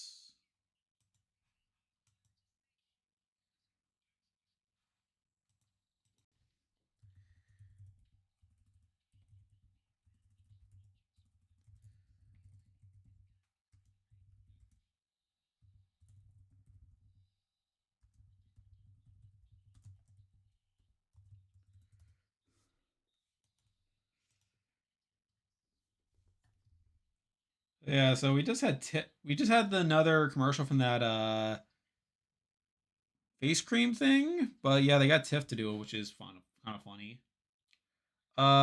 Who's left? Well, you can see on the screen here. So, Final Four. Jonathan won Final Five immunity. Tiffany's voted out 4-1. Aubrey has just won final immunity. It's now guaranteed by the final three. And we have Joe, Jonathan, and Rizzo. So again, I think there are some ways to look at this. So I think inherently, like if you're Aubrey, right? I think you look at Joe as like the biggest goat, right? You can beat Joe, no problem there. But I think so. I think Aubrey would want Joe to be at the end. Question though is like, how does she do it? Like, because on one hand, because I think my immediate thought was, okay, so maybe she recognizes that Joe's the best firemaker out of this final four, and that she could essentially pit Joe against someone she doesn't want at the end to beat them. The question is, who does she think is that biggest threat? And I think the immediate thought was, okay, maybe it's Rizzo. I mean, Rizzo has been getting a lot of content here. Like they are like trying to like set like Rizzo's been getting a lot of focus in this episode. I think there is like this temptation to think, okay, like maybe like Rizzo sent up as the alternative, and then Rizzo just like loses fire. Like maybe they're setting up history repeating itself, right? So to the end, she takes Jonathan and puts Joe and Rizzo into fire. That's one thought. Another thought is, okay, well, it doesn't matter. It doesn't matter because Rizzo sucks at fire. So because of that, I think Jonathan can win a fire, and plus Jonathan's a bigger jury threat. So even if like Rizzo somehow like wins, like it's like a oopsie. At least I got Joe here, like because I think she knows that Joe's easier to beat than Jonathan, and like why risk the possibility of Joe like going to fire, losing, and then maybe he feels bitter at Aubrey. I think that's another thought there. I don't know. I think there are some interesting ideas for like how this can like break down. Let me just get these back to where they were.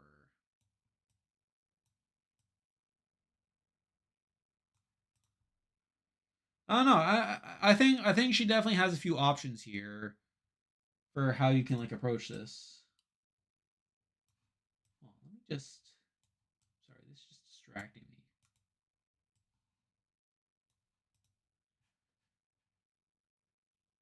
Yeah, Mr. Versauer. Well, again, like, okay, thanks.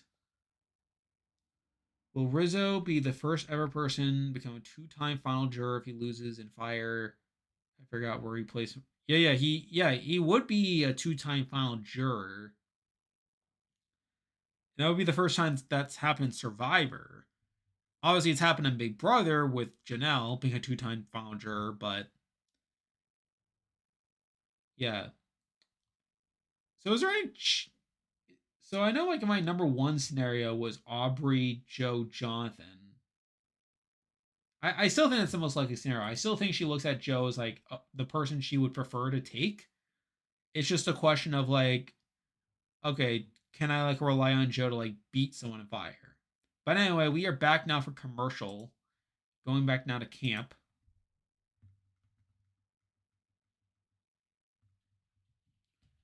We'll get a sense of where she's thinking here.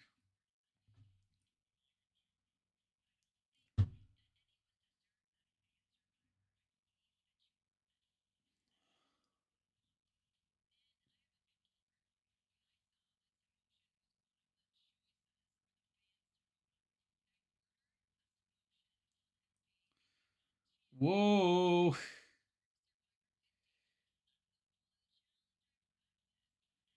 So apparently Aubrey practiced some motion just in case.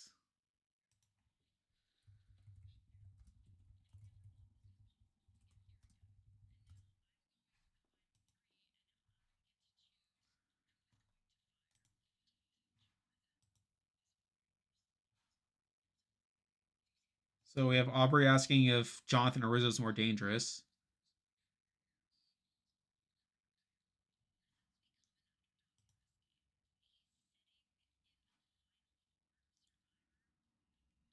All right, seems like she's inclined to target Rizzo, which I think makes sense.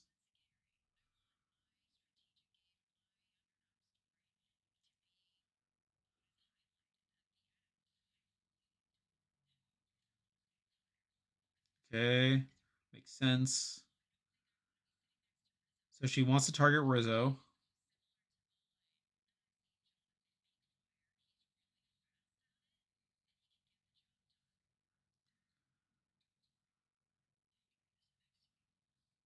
All right, so it looks like so it's looking like it's looking like Aubrey is going to put Rizzo and Jonathan in. So it's like she's just gonna outright save Joe. All right, now we're getting focused on Joe here. Pretty nice confessional of him like sitting in the water. It's a pretty nice visual. And Joe's pretty touched about being taken here.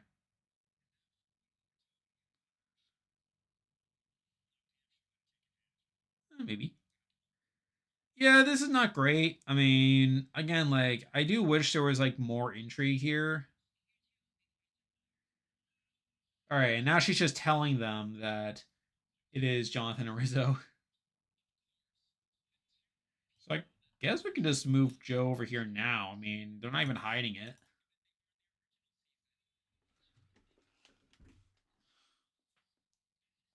All right, so now Rizzo is talking about losing fire here.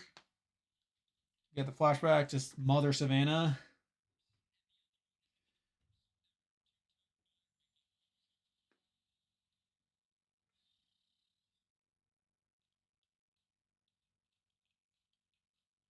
Rizzo is cooked. Debatably. You know, we now have them Rizzo practicing fire. He's struggling with it.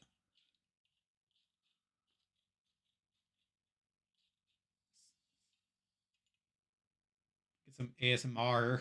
Him scratching the flint.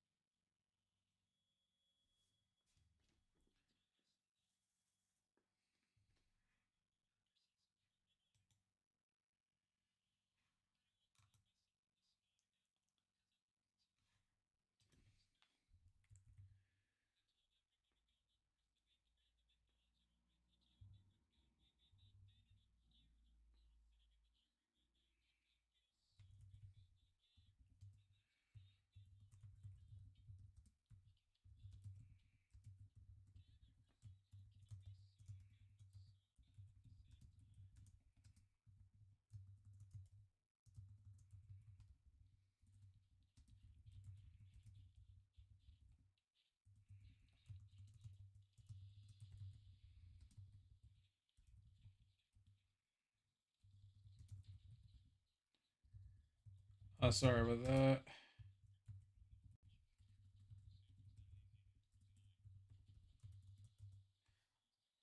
Anyway, so Rizzo was just shown being a sad boy, not making fire. Now they're hyping up Jonathan as the Goliath here. They're showing him being pretty good at fire.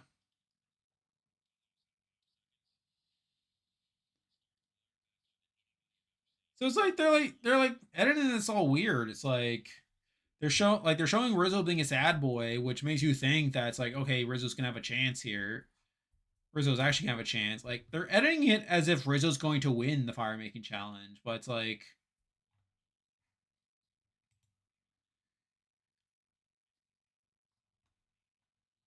yeah, this is kind of weird how they're framing it. Because again, if we are assuming that Rizzo loses to fire making, they wouldn't. I don't think they would be portraying it like this, unless like, yeah, because it's like they're setting up Rizzo as the underdog in this battle.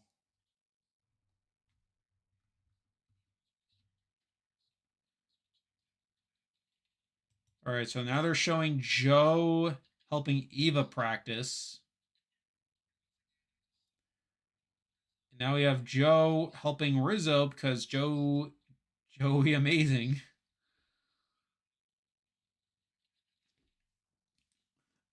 Yes, Rizzo's a very sad boy. Oh yeah, like I do think Rizzo is still losing fire. Like I think that makes the most sense. But yeah, it's like they're making it seem like Jonathan's like the overachiever here. So now they're showing Rizzo getting training because he's totally going to need it.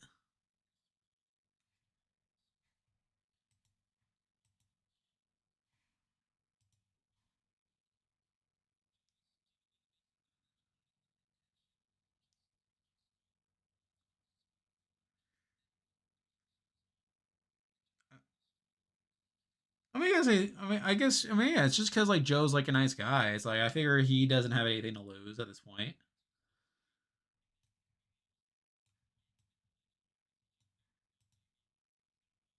All right, probably about to go back to the studio. I would assume. All right, so now Bristol's gonna like, okay, I'm gonna beat this guy. Gonna beat this muscle boy, muscle guy. I'm gonna win the money. All right. So yeah, I still think Bristol's gonna lose, but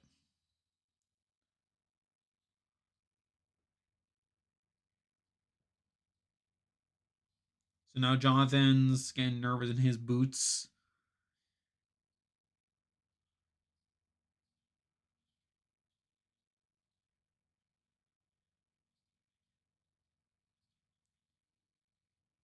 Okay, okay, that makes sense. So now Jonathan's like, oh, he could beat me. I lost last time. All right. Okay, now it makes more sense.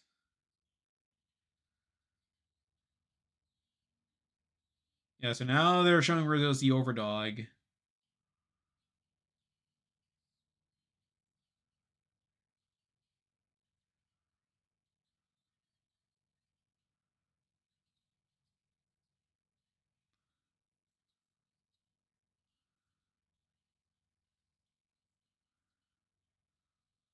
All right. Right back to the studio now.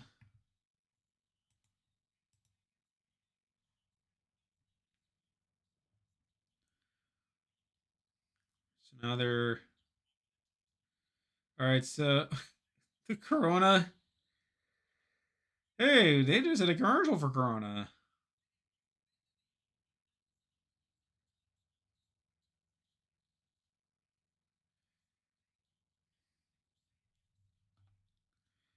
All right, so Jeff is now doing this pre-jury.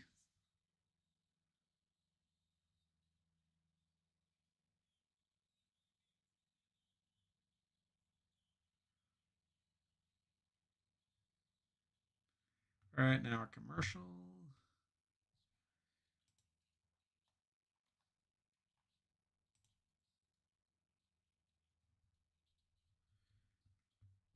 right. All right, so yeah, I mean, oh my, now they roped Suri into this too. So they got Suri to do the Corona commercial.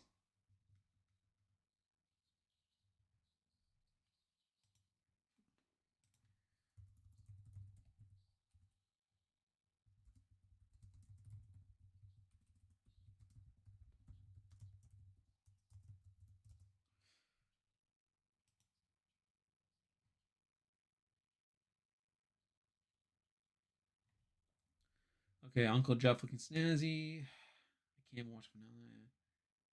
Yeah, we just had Suri in a Corona commercial because we totally needed that. I did it all.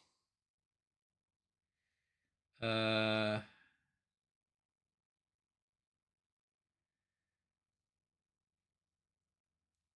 who is better? Who is better now? Like, what do you mean better? Like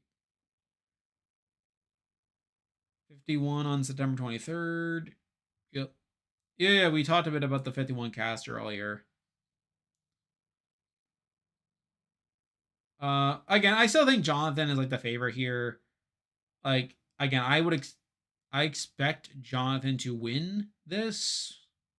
Like, and I think like the way they were setting it up at the end, like of the segment, other than talking about, oh, could Rizzo beat Jonathan? Like, I think that's just a clear, to me at least, that should be a sign that no, it's probably not going to happen. Like, I think Rizzo is likely to become the first two-time final juror in Survivor.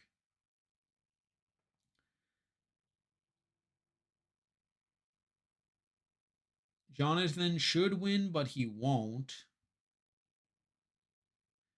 I don't know, like, um, there's something else I was thinking of for that matter. So I saw this like earlier this morning. Where is it?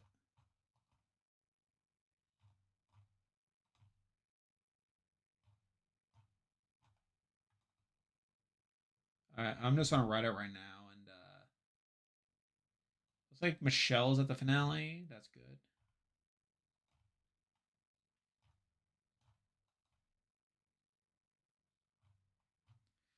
So I saw something earlier about like how like uh they're saying Joe has the potential to become the first, like he could break Rizzo's. They're saying that Joe could break Russell's record for least amount of jury votes among a multi-time finalist, because Russell has two jury votes in his two FTC appearances. Like he got two votes in Samoa from Shambo and John Fincher, right? And they got no votes in Heroes vs. Villains. Joe got one jury vote in 48 from. Oh my god, why am I blanking? Was it Chrissy that voted for Joe? Yeah, no, Cedric. That's right, Cedric. Cedric voted for Joe. Anyway, we are back now from commercial. We are now at Tribal Council itself. And obviously, if Joe gets no votes here, then he would break Russell's record for least amount of jury votes.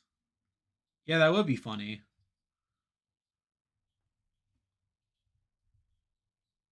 Yeah, Cedric was something, that's for sure.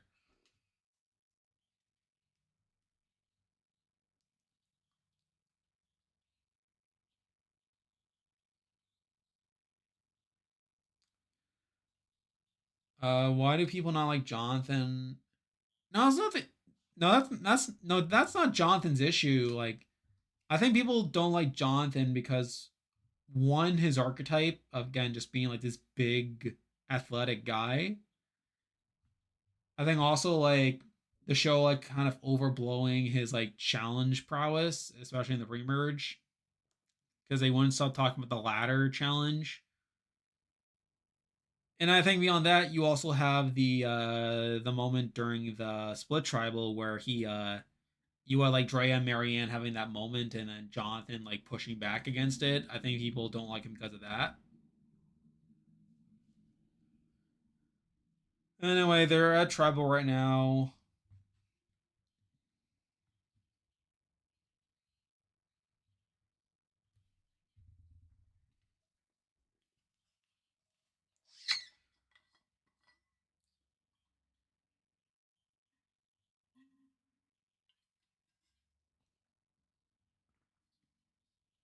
We're not even wasting much time here. Aubrey's getting right into this decision, which we already know.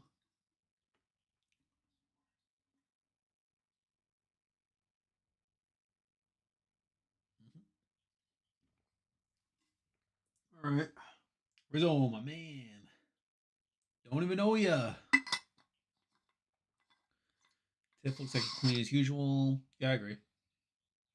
All right, so they just announced it. I didn't waste too much time on that.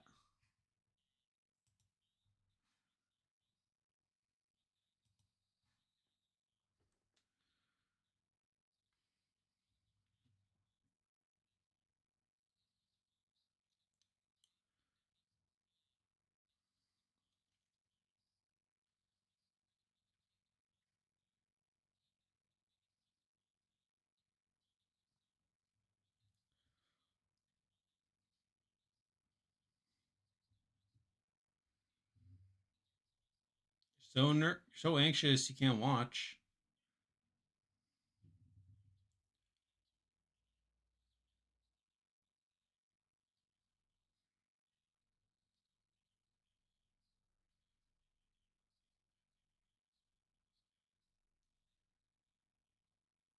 Expecting Mr. Beast to pop out of the bushes. Anyway, we currently have 71 people watching here. For just joining us. We are currently at the final four. Aubrey won final four immunity.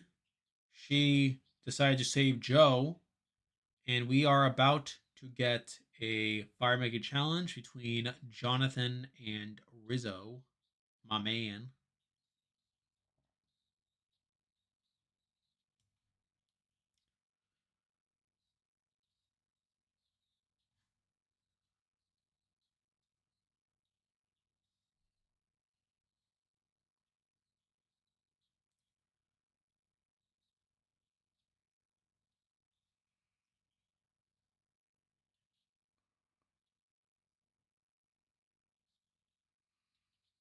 All right, they're gonna go to commercial. That's the question. I assume they would go to commercial. They'll probably just go to the studio. It'd be weird if they just went to. Yeah, they're gonna go to the studio.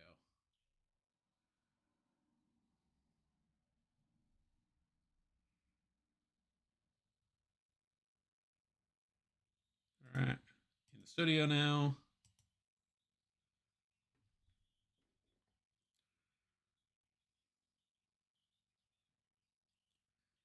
All right, so now they're just bringing out Rizzo for whatever reason. Like, why are they bringing out Rizzo? Like, are they like, are they like jumping the gun here? Anyway, talking to Rizzo right now. Rizzo's tall. I think I said that before. Like, Jeff is like kind of short. Like, especially like seeing him right next to Rizzo.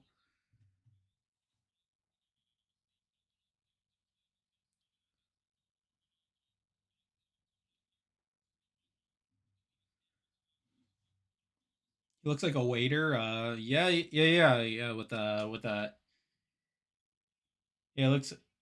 I was thinking like he looks like he is like he looks like he's like he looks like he's like in like high school and like he's like at like a chorus concert like because yeah like you would like wear like a dress shirt like no tie and like no jacket. Yeah, it looks. That's what I was thinking. Like he's like in like the high school chorus like performing.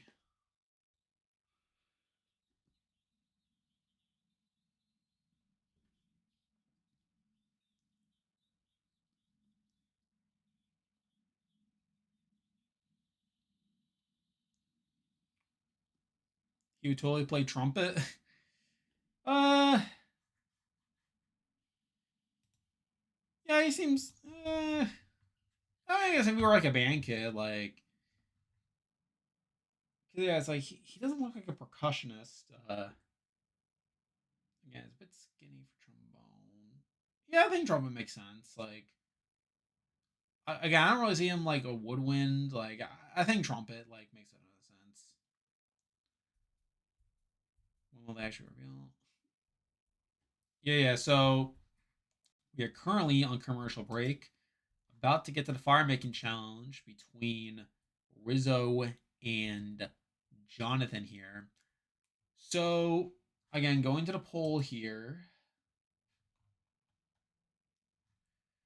So I found this interesting. So Aubrey was the favorite to win Final Four immunity, but the top vote getting in the Final Four like scenario is Aubrey versus Rizzo. So it's like a lot of people like, what's the overlap here? Like, were people just hedging their bets? So I voted for this. Well, obviously, I ended up being wrong because I did vote for Joe to win Final immunity.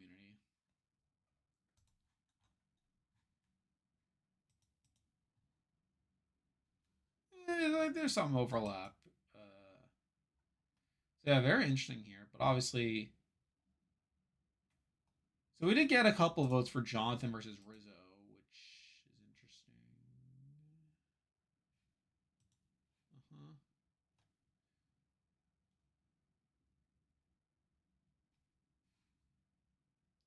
No, so the fire making challenge has not happened yet. They decided for whatever reason to bring out they decided for whatever reason to bring out Rizzo before the fire making challenge, which I found weird. Which again, if Rizzo like loses the fire making challenge, that's kind of awkward that they just brought him out ahead of time. But at the same time, it's like I don't know. It's like if Jonathan loses, they bring him out. So then why would they bring out Rizzo now? Like if Rizzo's like in final tribal, like why would they bring him out now? That's so weird. Anyway, we're still a commercial. We currently have 85 people watching. Thank you for joining us here. Be sure to like and subscribe if you haven't already. We are still waiting to get to the fire making challenge. Do you think Rizzo will win the Seer Award? I do not. I think Cerise the most likely to win it, if I had to guess.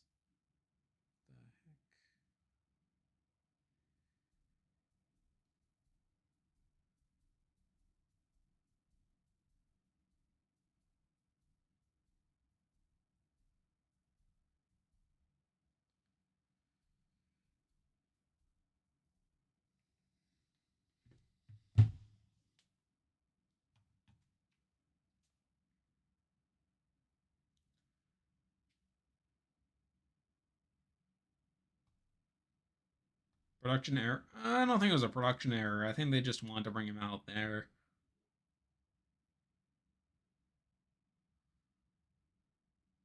I mean, why would it be a production error? Like they can see like the feed, like they have like all those jumbo screens, like they can see like what's happening. So it's like it'd be weird if they like saw that the fire making challenge hadn't happened. Someone missed a cue. Trust me.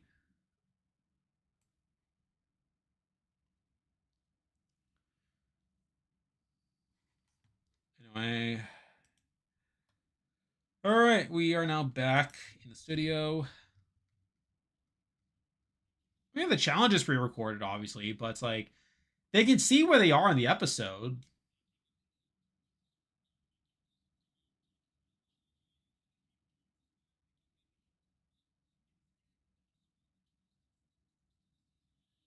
All right, so now Jeff is like,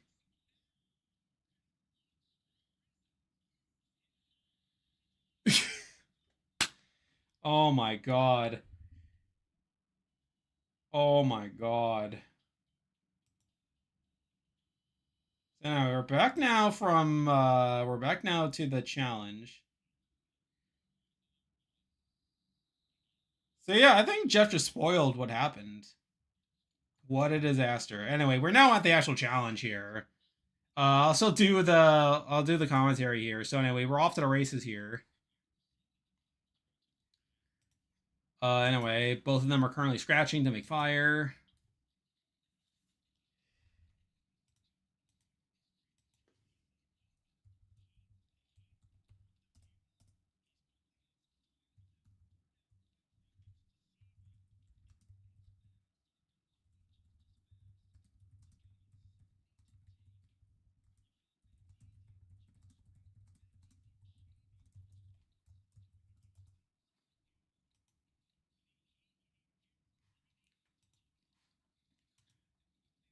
So yeah, unless Jeff is like lying and stuff, which is like, why would he do that? Anyway, Jonathan has fire now. He's got a flame going. Rizzo still has very little going on here. Yep, Jonathan has a flame here. No, I'm a huge fan, but he has a solid foundation here. He's like building a foundation now. Rizzo is pretty slow out of the gate.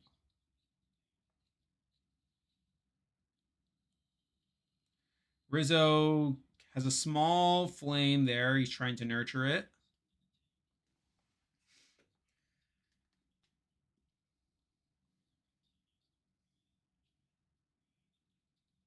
And it's gone.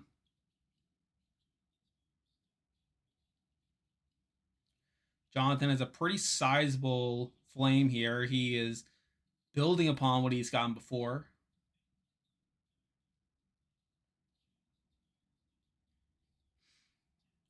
Yeah, Jonathan is a very clear lead at the moment.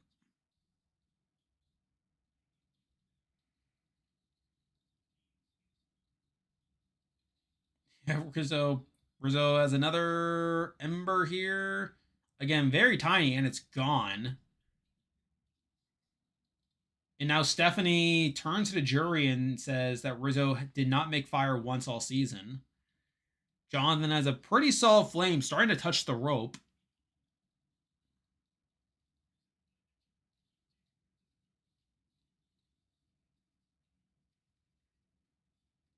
Yeah, the jury just talking about how this is a nightmare for Rizzo. Jonathan is just like not even doing anything anymore. He's just sitting there watching his flame. Rizzo scrambling now. Jonathan just staring at his fire, like touching the rope.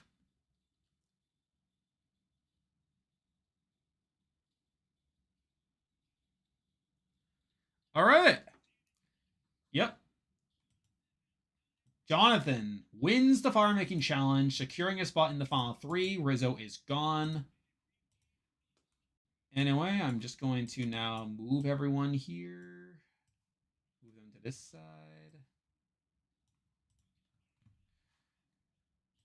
All right, so that just happened.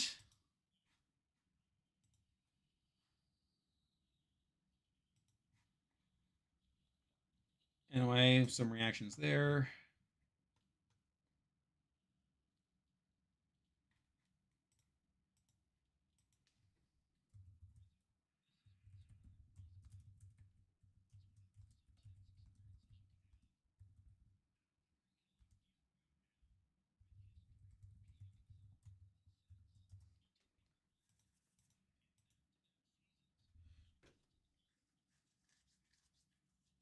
Yeah, that's pretty embarrassing here.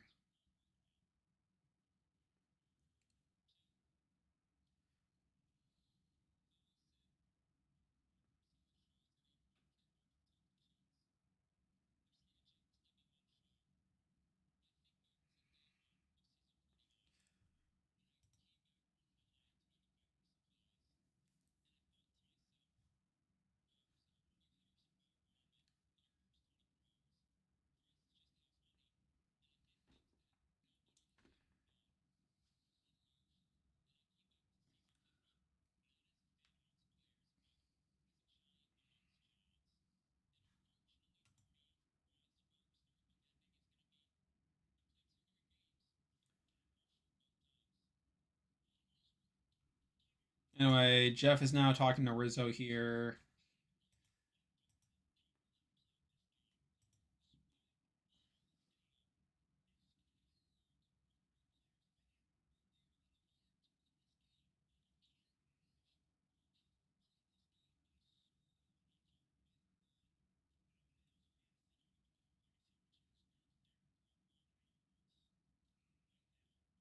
Yeah, so Jeff is just giving Rizzo a pep talk here. Like Rizzo's like upset that he lost again. And Jeff is like, "Oh, Rizzo, you played a great game."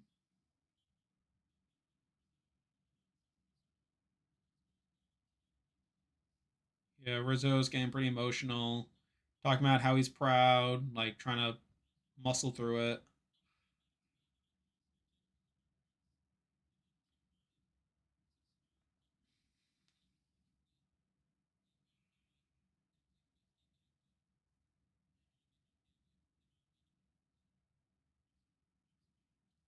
All right.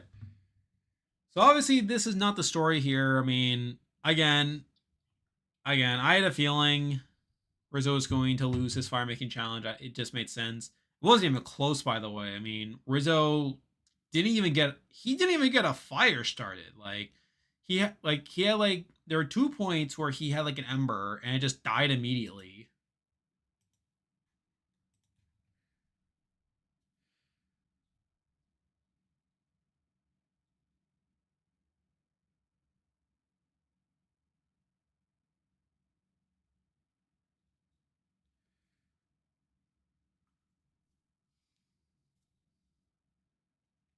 All right, now Rizzo's hugging Jeff. All right, very interesting stuff.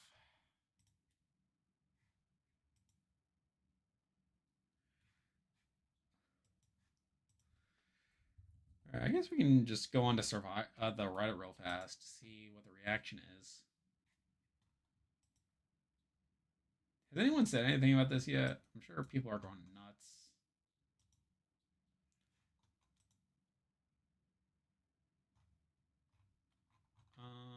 New. Probably want to go to new.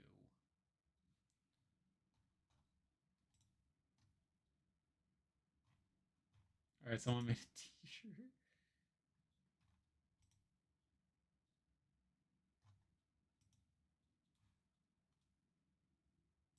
All right. Anyway, probably getting Rizzo's. We're getting Rizzo's final words here.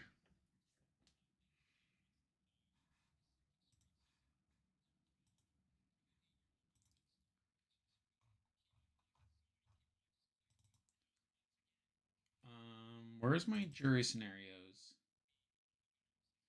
All right, Rizzo's claiming that he would have won. Anyway, back to the studio.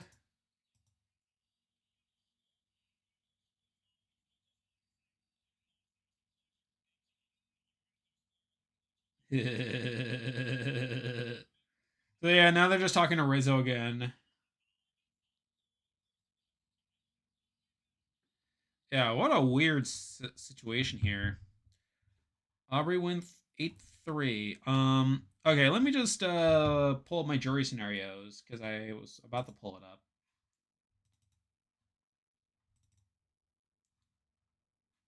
So I ended up being right here. Aubrey, Joe, Jonathan, that was the scenario I said was the most likely to happen. And that is what we are left with here. Let me just pull it up. Hold on. All right. So here we are here. Yep, number one. Okay, so this is the forecast that I have for this scenario. So Aubrey, Joe, Jonathan. I have it being a slam dunk. So at the time of the video, I had it being a pretty decisive Aubrey win. And let's look at the votes here.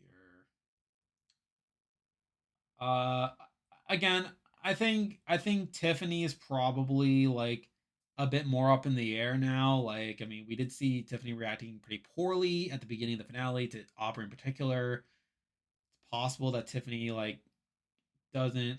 It's possible she was just mad at her in the moment, but still, like, kind of a weird moment to include if Tiffany does end up voting for Aubrey there. The question then becomes: does Stephanie throw a sympathy vote into Jonathan? Maybe. Chrissy votes for Jonathan. So I think where I come down to on that is that I think Chrissy votes.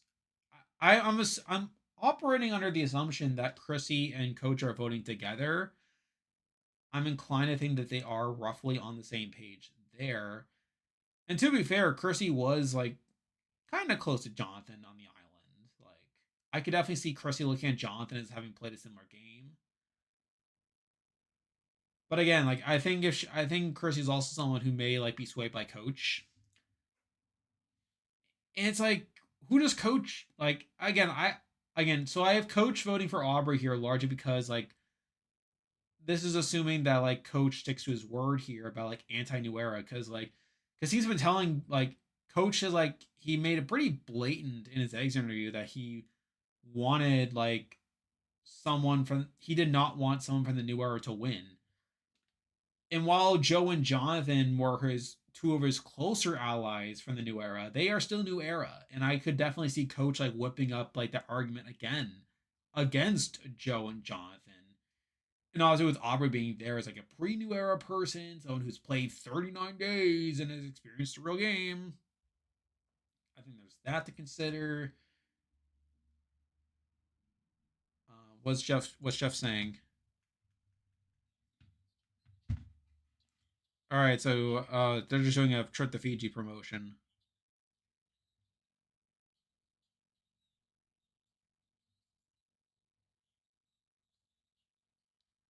All right, so they're doing like a giveaway. I again like I think Joe Coach votes for Joe. I again maybe as a sympathy vote, but it's like I think even he would know that it's kind of a lost cause, but we'll definitely have to see how Final Tribal goes. But anyway, we are back now for commercial. We're at camp now. We're getting to the day 26 stuff. Oh, what?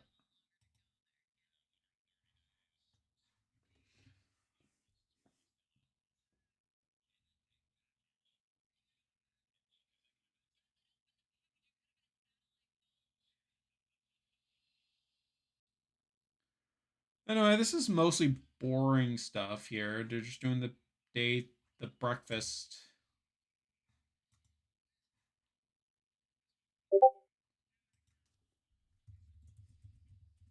Oh, actually, they're doing a family visit here. So it looks like everyone got their relatives here. So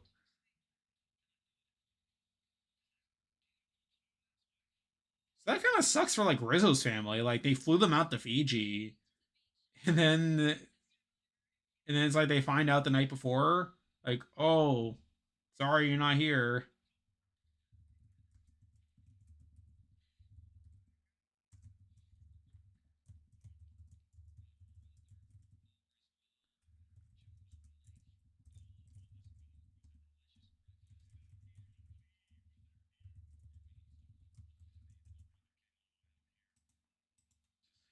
All right, so now they're just talking about their loved ones.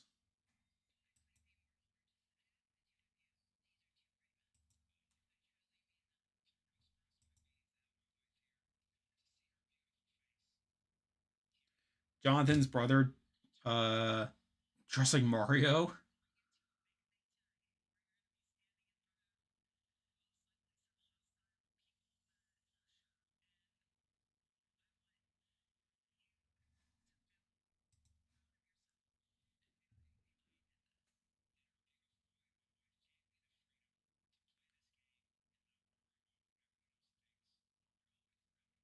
All right, so Joe's wife is like, "We're proud of you."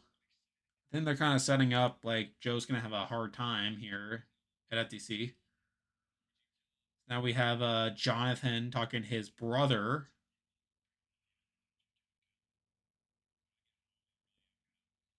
Yeah, yeah, he's like a Mario, but with like with inverted colors. Like, what are those overalls that he's wearing?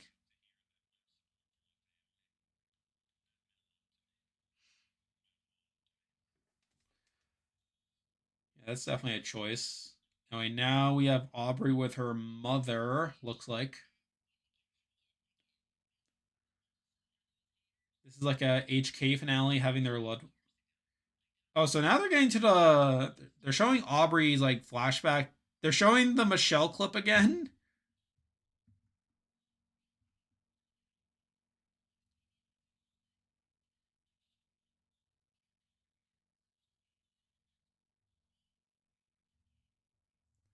So that's like the third time they've shown that clip because they showed it at Winners of War, like Jeff announcing that Michelle won.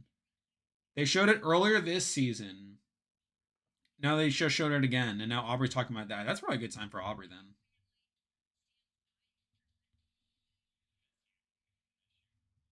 Anyway, now they're going away.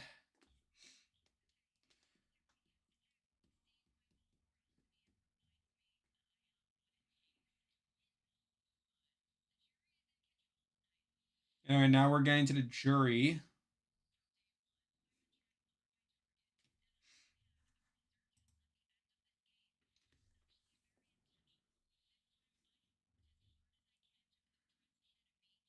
All right, so Aubrey's talking about putting her targets ahead.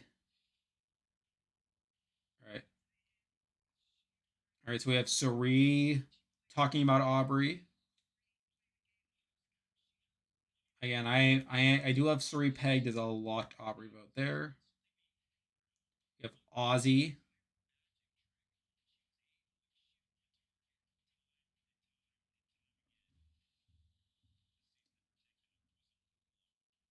Now we have Jonathan talking.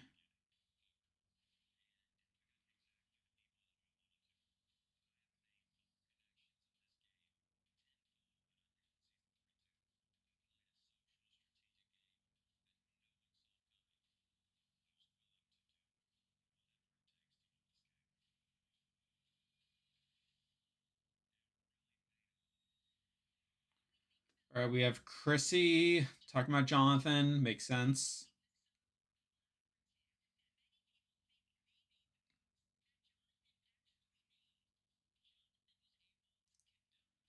We have Rizzo talking about Jonathan.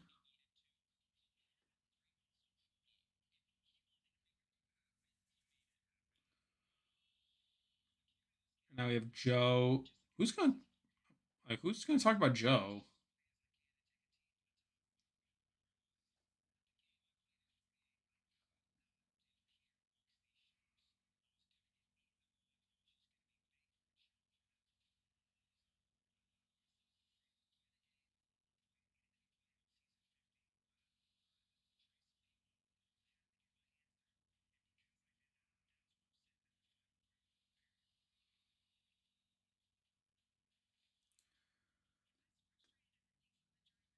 All right, we have Emily talking about Joe.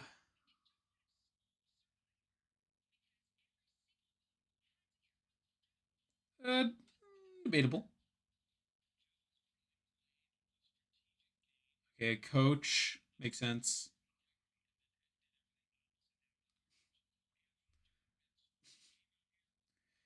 Come back from commercial when Jeff crowns the winner before the vote. Oops again.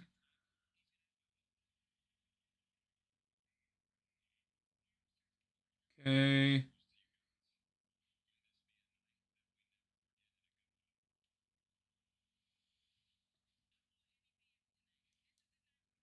We have Tiffany talking.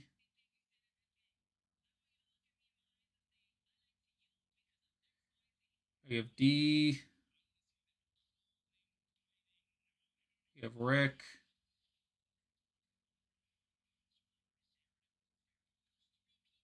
Christian talking.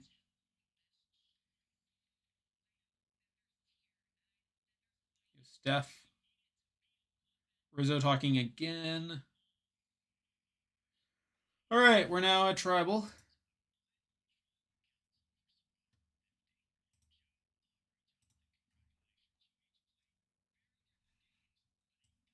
Here we go.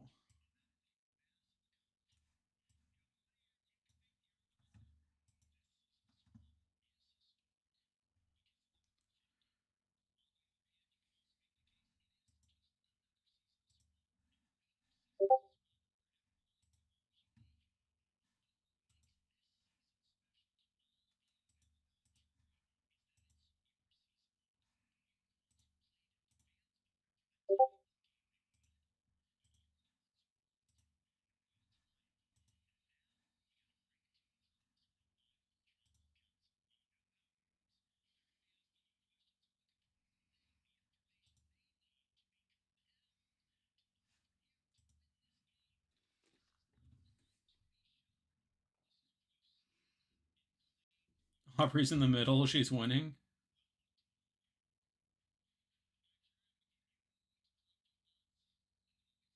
All right, we're probably getting another commercial break here. Nope, no studio. We're just going straight to commercial here. Uh, we got another Walter Goggins commercial. Yeah, we gotta connect it to White Lotus. Walton Goggins. We gotta connect this to White Lotus somehow. Who do you think is winning? I think Aubrey's winning. Again, predicted before the video, before the episode, that Aubrey's gonna win, and I still think that's the case here, especially with Rizzo gone. Again, I feel like that last segment just made it even more apparent to me that we are on our way to an Aubrey win.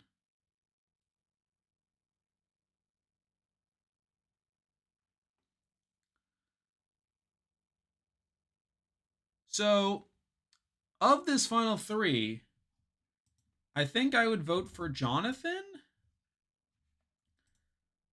Now, again, I think they all play like fairly flawed games. Like, I think going through it, like Aubrey, again, I think her game is pretty bad. Was on the bottom of original Vatu.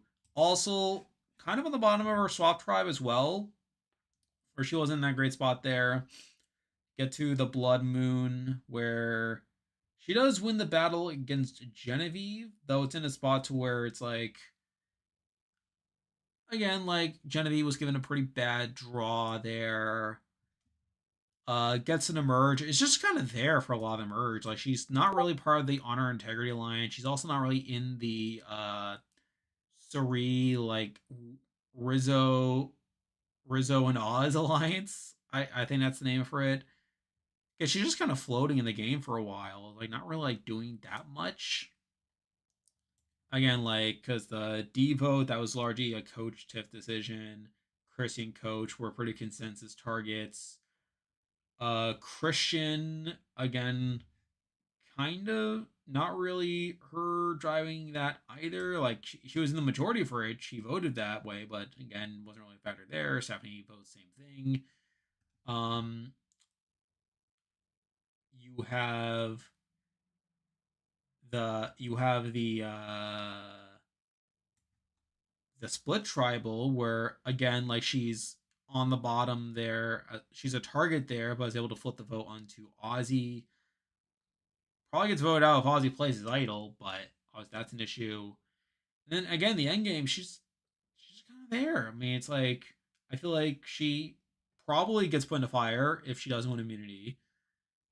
Probably gets voted out final five if Tiffany wins immunity. And again, it's like I feel like she doesn't really do that much across a lot of the game. I feel like that's a problem there. Joe, again, not a great game either. Again, not really in the majority in the original Sela. After the swap, like he says again, he's fine, like he's safe, but it's like not really in the driver's seat there as well. It's pretty fortunate grouping in the Blood Moon.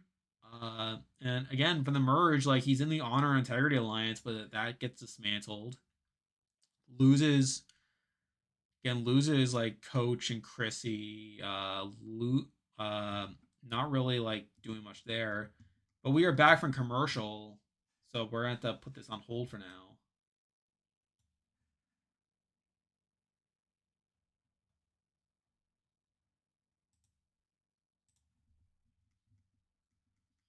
All right.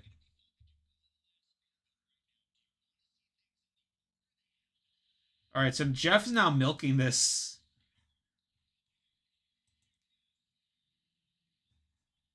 Yeah, they have to read the vote. They have to read the vote though. So yeah, Jeff makes another joke about like them messing up.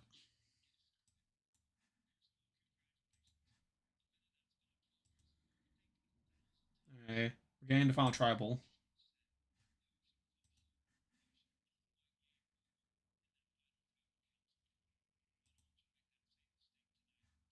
All right, we have Coach talking to Joe.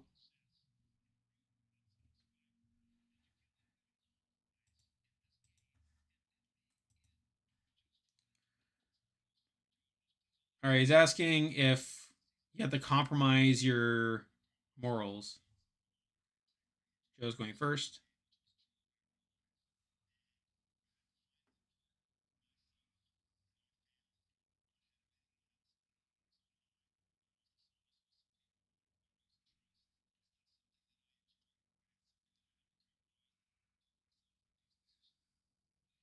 Okay, whatever answer from Joe. Aubrey's up next.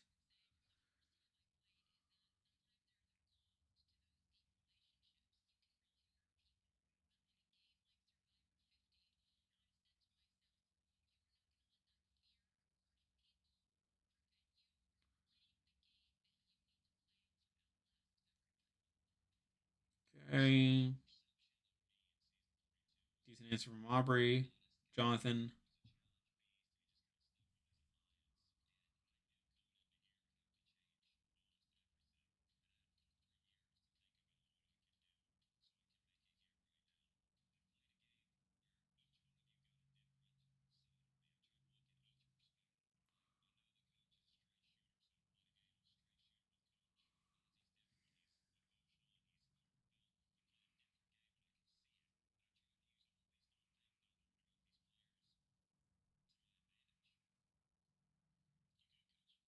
All right, decent answer from Jonathan. You have Devon's up next.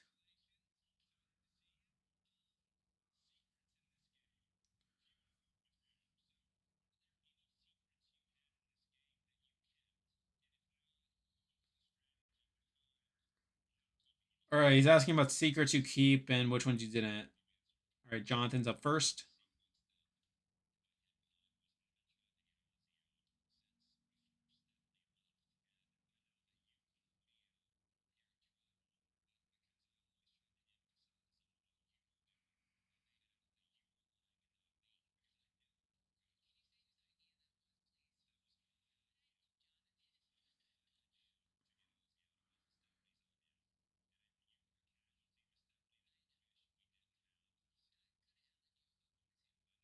All right, we have Stephanie propping up. We have Stephanie and Chrissy propping up Jonathan here.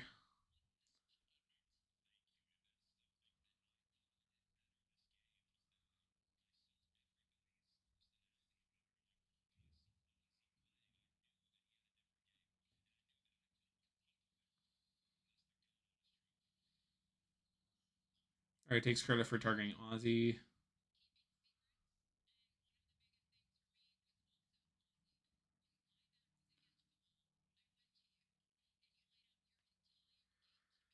All right, so now she's talking about the convo that Ozzy had with her and just exposing that.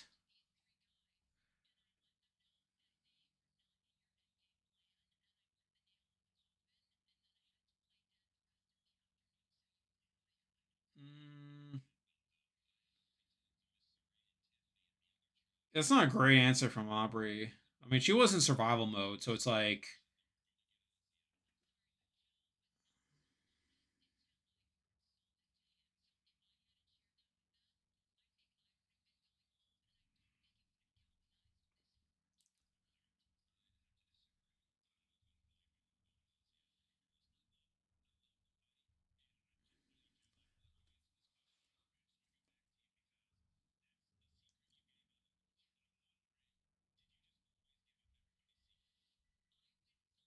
so Rick's asking if she gave up everyone's secrets.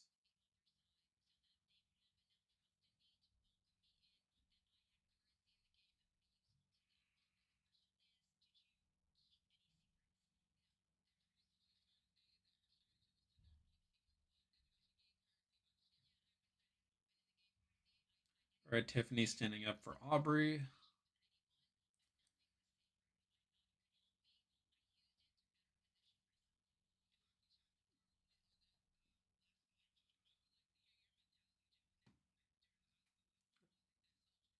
All right, Tiffany's asking about Joe voting out Ozzy.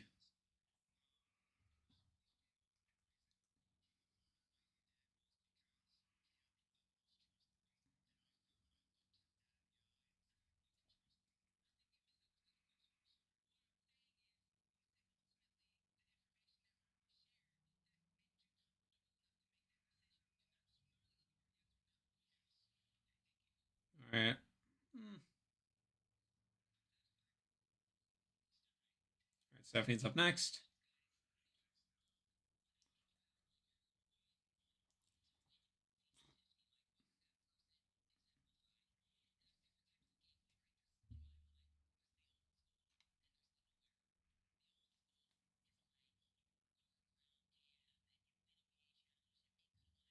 Debatable.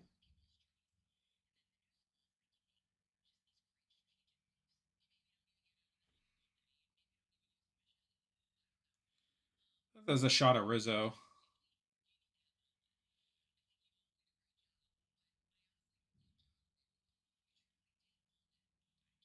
All right. Stephanie propping up Jonathan for working around camp.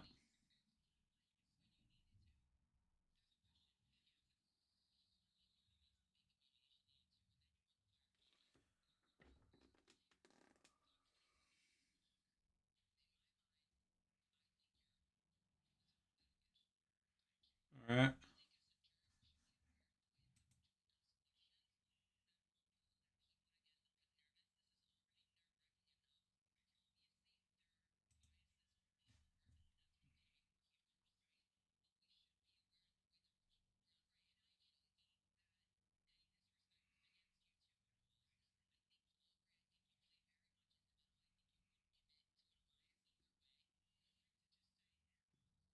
All right. Cerise jumping in.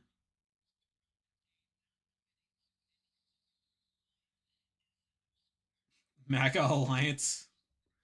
Right, Aubrey. Cerise propping up Aubrey now.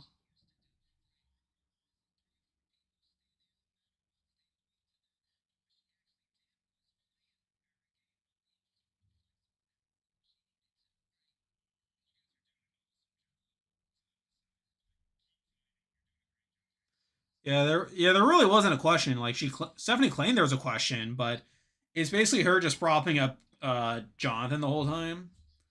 Anyway, Ozzy's up.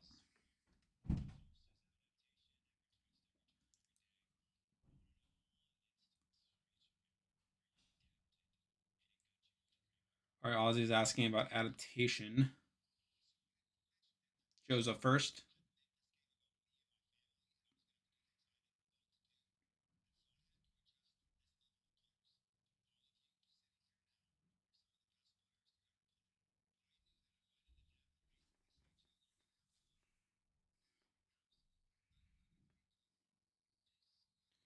All right, kind of a bad answer from Joe.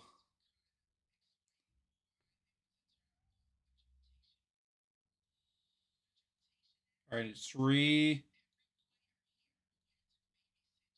All right, now Sri's dunking on Joe. Basically, Joe's answer was, "I had to learn how to play Survivor."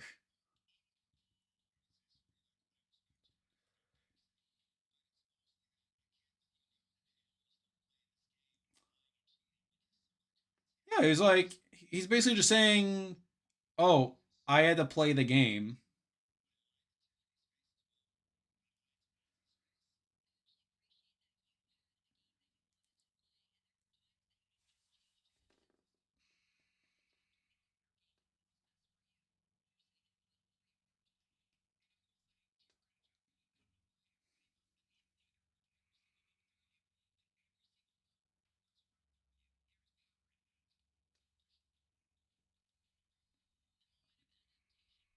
All right, Aubrey's up next.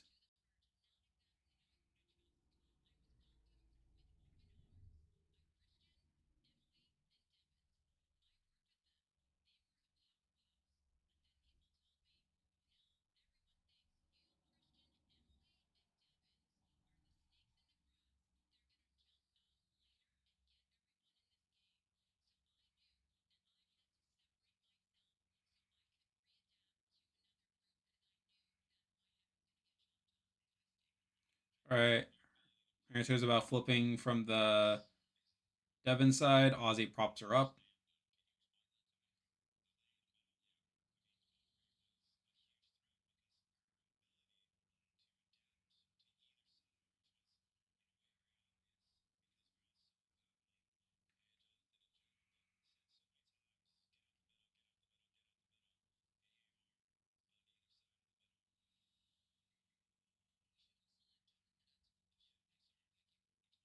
right, now Jonathan's up.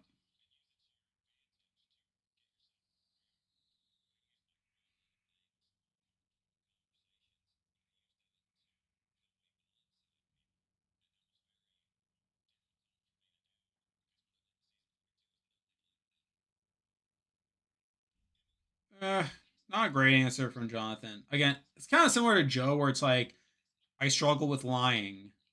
Okay, Emily's up next. Emily's asking about self awareness. Oh yeah, that's true. Like, yeah, it's one person from each original try. That's pretty cool.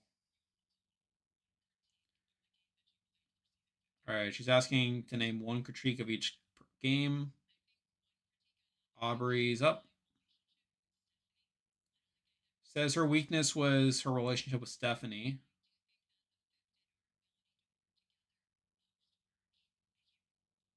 Uh,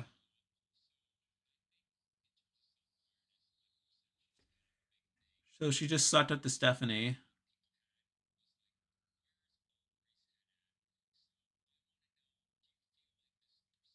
Now Rizzo's jumping in.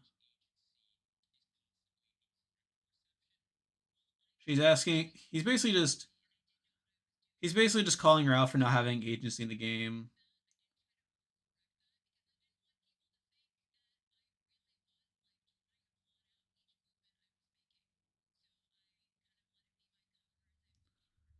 All right. Now Chrissy's digging in as well.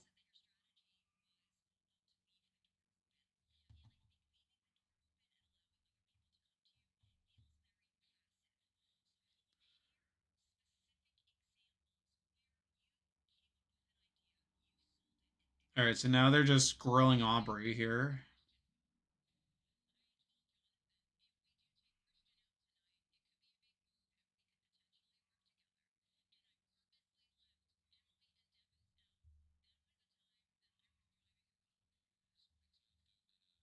She's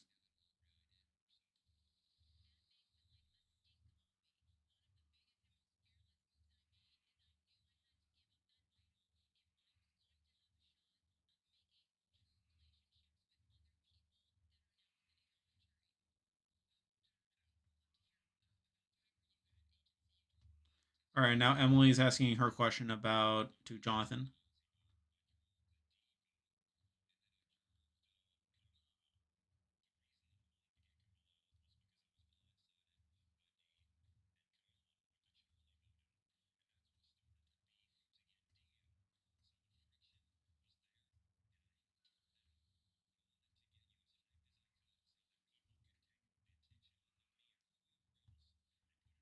All right. So now Jonathan's taking credit for like the D vote, saying that he baited her.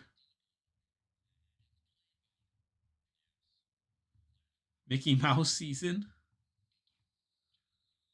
Debatable. Now Emily's asking Joe.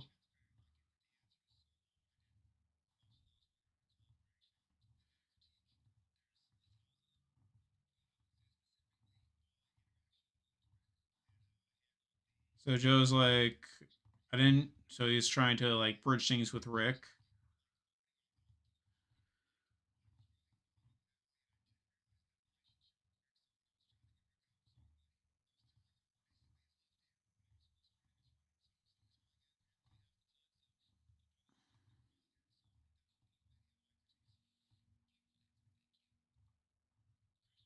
All right, Christian's up next.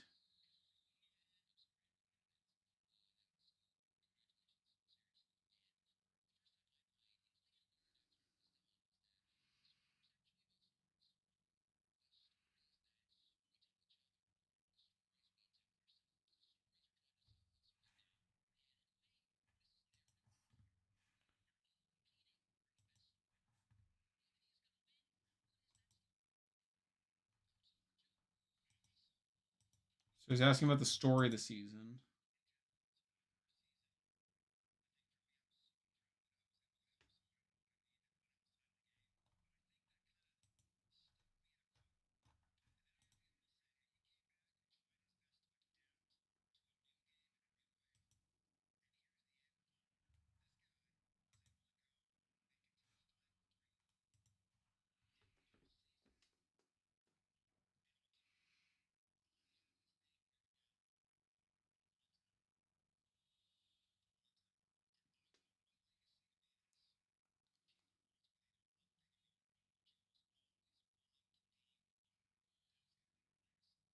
Okay.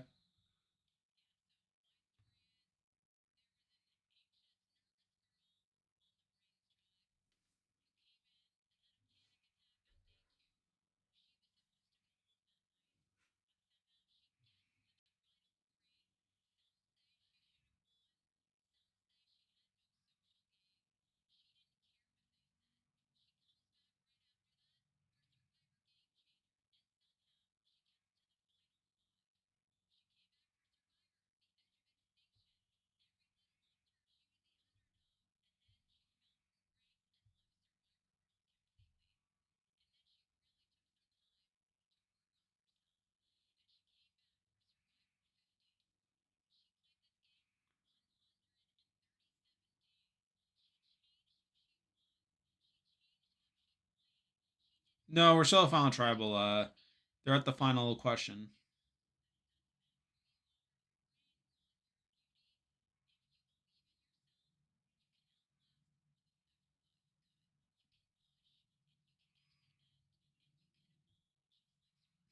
Felt things were going go wrong as soon as the corona came out. Jonathan's up next.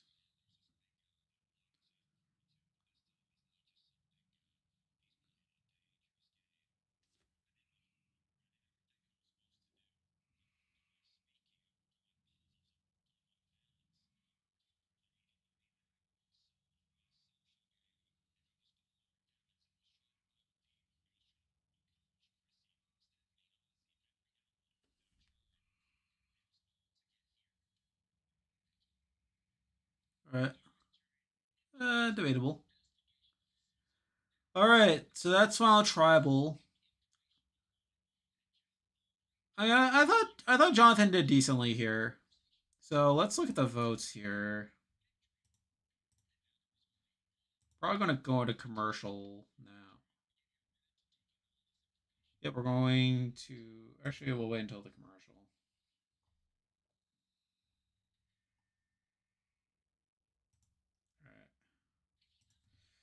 All right, so we're commercial right now.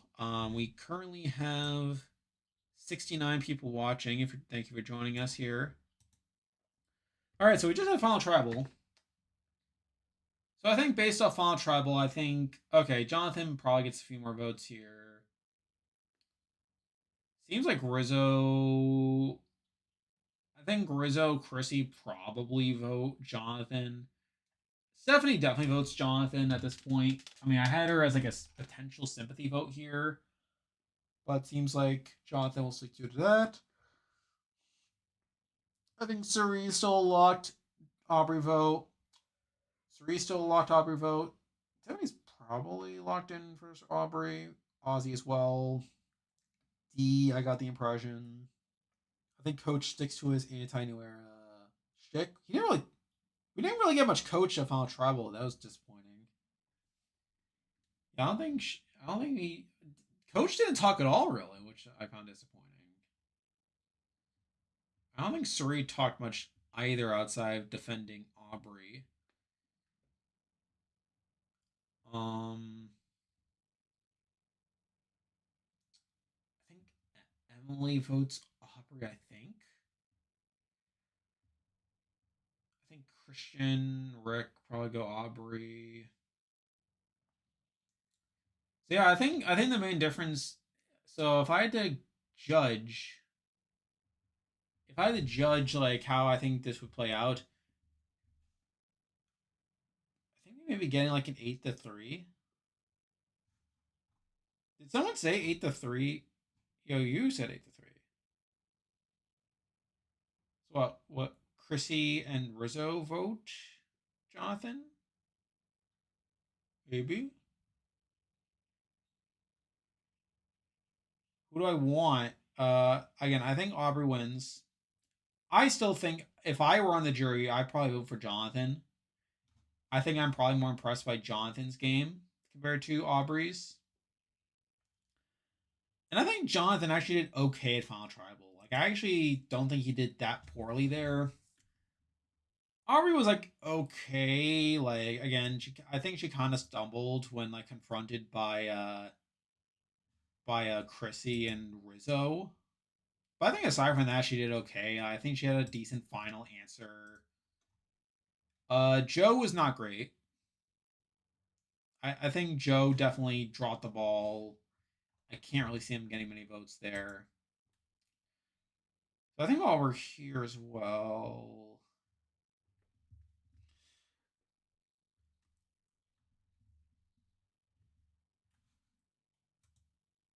I dislike Aubrey. I don't dislike Aubrey. Like I just think of this final three. I think her game is kind of crap. If I'm being honest, like I'm not really like I'm definitely more on the Chrissy and Rizzo train when it comes to assessing her game. Like I think Jonathan played the best game. I don't even I actually like on a personal level. I think I like Aubrey more than I like Jonathan. Like I'm not a huge Jonathan fan. Why is this not working?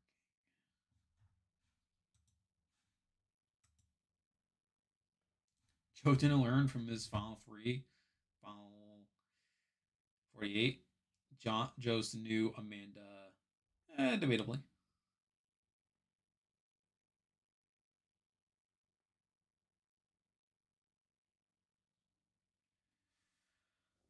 What else is there? Jonathan is the second best game of the season. What are you gonna have? Like, what do you have? Suri number one. Uh, Again, I'll have to think about like Suri versus Jonathan when all said and done. I think Suri's biggest. I think Suri like her biggest issue is just again like the lack of an end game. Now I think she didn't do that much wrong to lose Aussie, but I think it's worth taking into account. Vote for Jonathan over Suri. That's a take. That's a hot take. Amanda Russell now Joe losing final travel twice.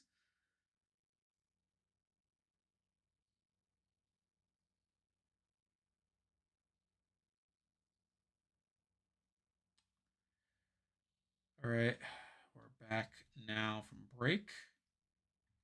Back at tribal.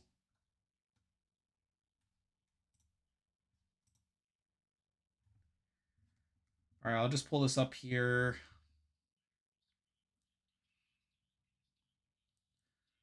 All right, we're now getting to the voting booth here. We'll see who we get for votes. We'll see what votes we end up seeing. If I had to guess, probably Suri. We see Suri's vote. We see Stephanie's vote.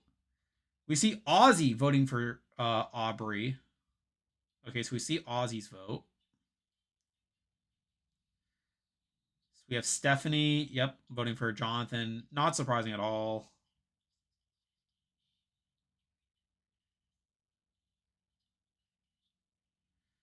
She cares about the total package thing. Right. Probably not getting any more votes because again, like I feel like we would see if Joe gets a vote, but anyway, we get Suri voting for Aubrey. Makes tons of sense there. So first thing, Aubrey get 2 votes. You would think that means Chrissy, Jonathan gets at least 2 votes, right? Anyway, so Suri votes for Aubrey. We see Aussie also vote for Aubrey here. We're getting Chrissy voting for Jonathan then? Are we seeing that? I'll be. We see Chrissy voting for Jonathan, so we know Jonathan gets at least 2 votes. All right. Yep. Okay. Looks like that's it for the voting. All right. Again, I'm thinking again 8-3. Again 8-3-9-2 makes a lot of sense.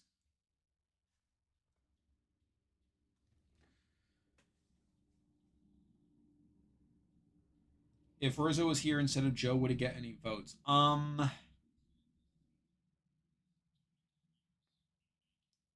right. Jeff's talking now.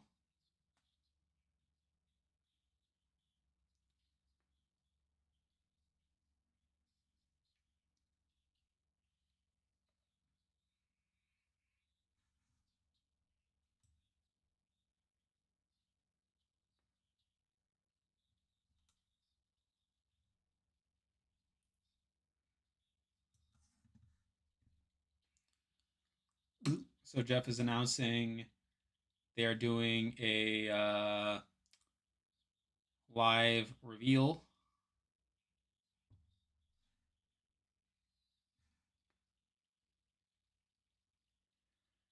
Anyway, are they gonna have Jeff doing like a fun like segment there?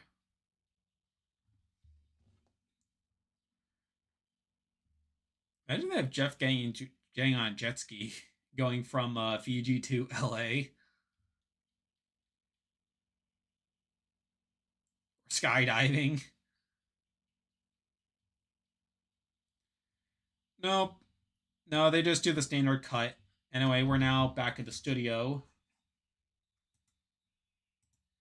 Are they gonna cut the commercial? I think that's a question. Are they gonna cut the commercial to do this vote reveal?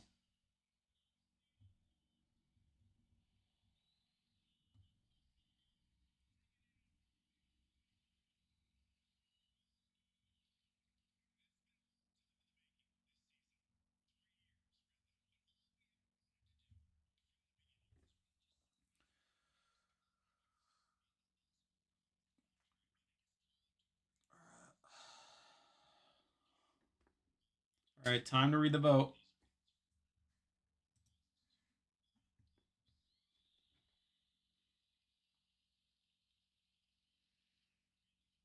All right, here we go.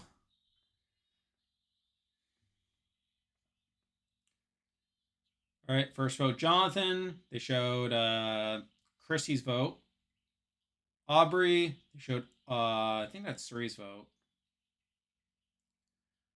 All right, that's Stephanie's vote. 2 votes Jonathan, 1 vote Aubrey. All right, Aubrey, 2 votes Jonathan, 2 votes Aubrey. Jonathan, 3 votes Jonathan, 2 votes Aubrey. That's probably Rizzo, if I had to guess. Aubrey, 3, 3.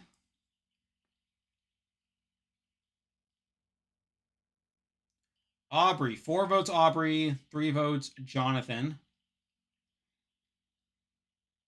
All right, Aubrey, 5 votes Aubrey, 3 votes Jonathan. Aubrey getting pretty emotional right about now.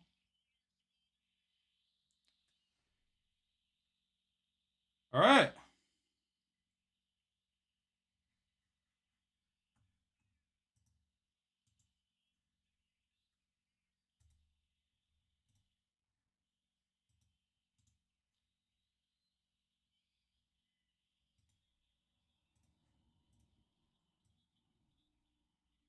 All right, they're showing the votes. All right. Coach was the 3rd Jonathan vote. Well, I guess I shouldn't have been too surprised that Coach would go back on his word. I should have known it was Coach. 26 will not win 50.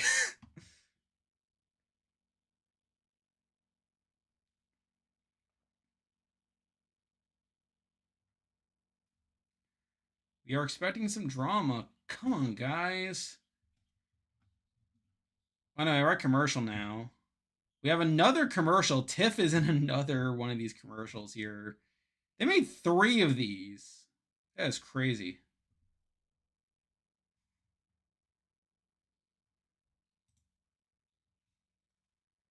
But very interesting. So, in case you're just joining us, Aubrey is the winner of Survivor 50.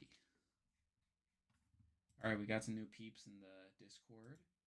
Welcome, Eric. Welcome, Music. Welcome, Danny. Welcome, Vincent. Welcome, Dame. We'll see you at the finale. Well, we know we are getting a fan vote from Sia.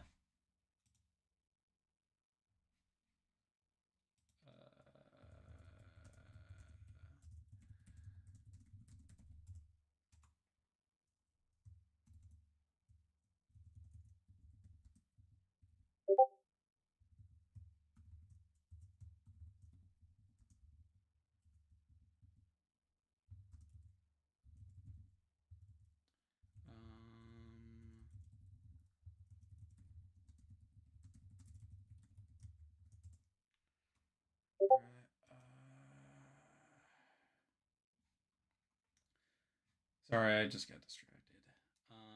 Recount. Yes, so in case you're joining us, Aubrey has just won Survivor 50 in an 8-3 jury vote. Where would you rank Aubrey in the ranking near Michelle? I think she's probably I think she is a step above Michelle again because with Michelle, it's like Michelle had like no viable path to the end outside of Joe getting medevac.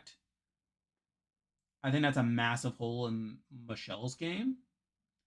Aubrey doesn't have that going for her, but it's like it's not much better. I mean, again, like I did talk about it a little bit earlier, but it's like again, she's on the bottom for pretty much the entire pre-merge. Bottom of her original tribe, also on the bottom of her swap tribe.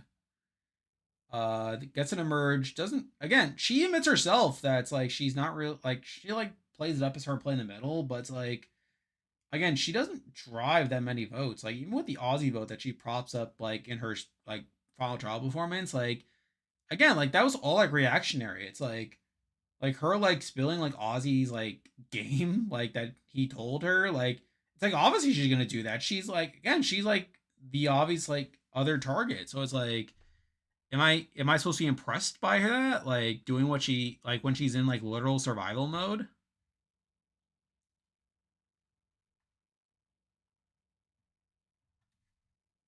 What did Suri call Joe? Like I do think at the end of the day, like again, Hubbard got her win. Again, people can finally shut up about that. She actually got more money than Michelle did, because Michelle only got what like she got like 1 million for Co Wrong, and then she got like 75,000 for Winners at War. Whereas Aubrey gets 100,000 for Co Wrong, and then 2 million for this season. So shows you.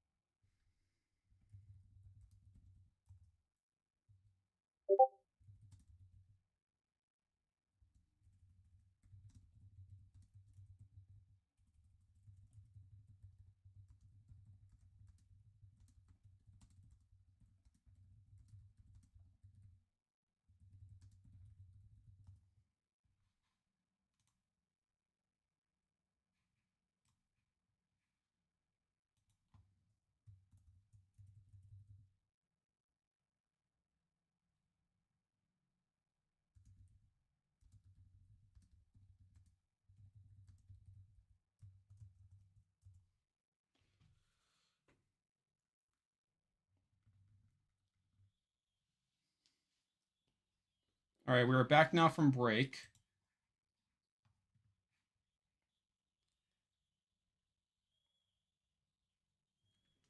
Anyway, he's now talking to Aubrey here. Such a great guy. Good guys never win. That sucks. Good guys should win sometimes.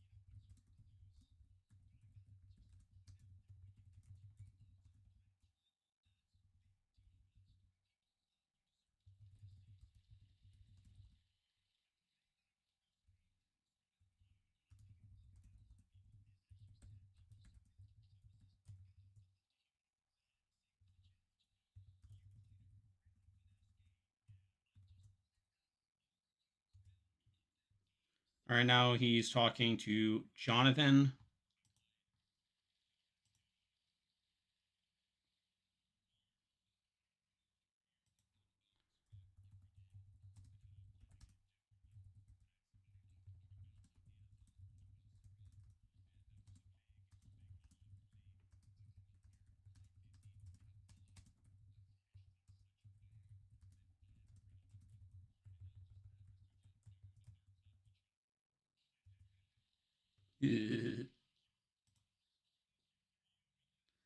What will I cover now that Survivor's over? Well, I do cover Big Brother. Big Brother starts in July. We'll be doing coverage of that. Obviously, Amazing Race coming in the fall. HK, we know we're getting more seasons of that. I guess Aubrey finally learned what it takes to win, which unfortunately is having all your friends in their back. I mean, it is a game after all. Poor Joe.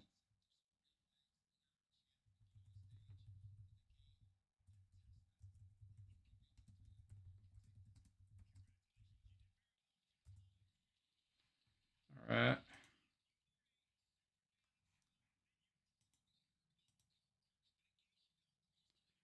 All right. So now he's bringing up the car curse. Why are they bringing this up? Are they giving Aubrey a car?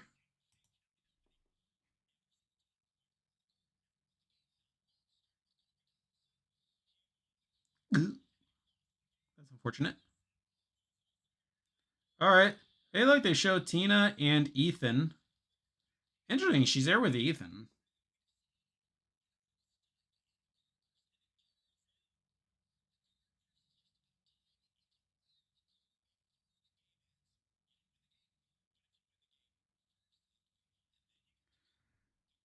Okay, so they just give Aubrey a car.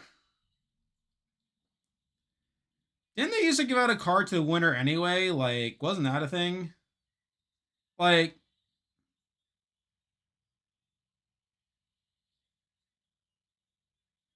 this was a thing, right? Like they give away the car to the winner after the season. Like they give away two cars,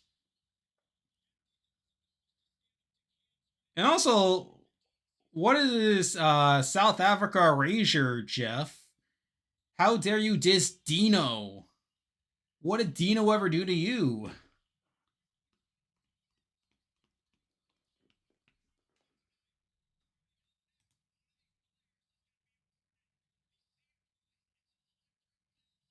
All right, they're gonna cut to commercial, and then they're going to cut to the Sia award.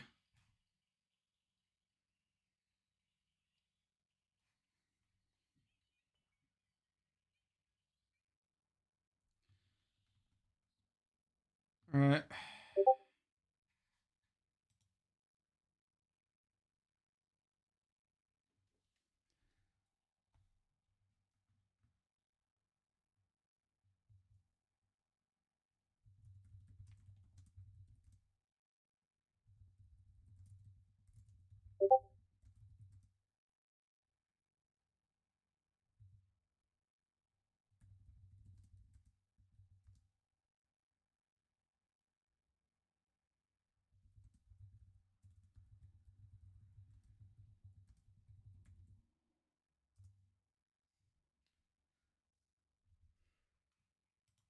Anyway, we're currently commercial there. Had Joe been more of a player in starting drama or finding idols doing anything, I really think he could have killed it. Well, no, like people were like annoyed by Joe. Like he was already causing drama. I don't know. The idols thing again. I don't think that really. I don't think it makes a difference for Joe. What if next time Rizzo is on Survivor, he's a roided out bodybuilder? Well, hey, those Albanians though. I mean, they got some serious muscles going on.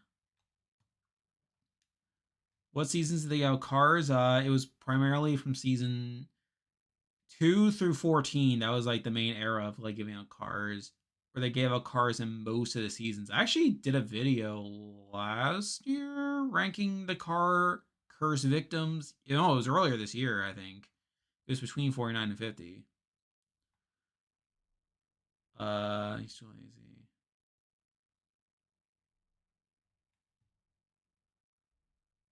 Maybe Dino got the card. Yeah, yeah, yeah, yeah. Yeah, that's I said that. Being a player. Yeah, yeah, yeah. They have announced the winner. Aubrey is the winner, in fact.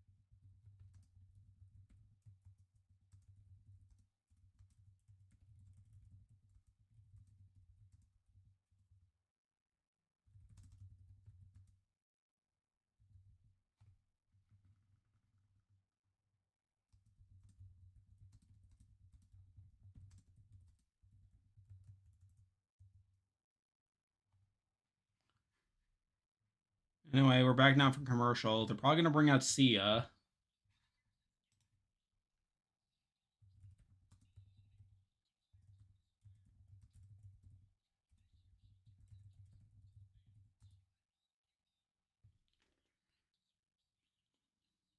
Will Aubrey's return come back for a fifth time? No, I think Aubrey's done. All right.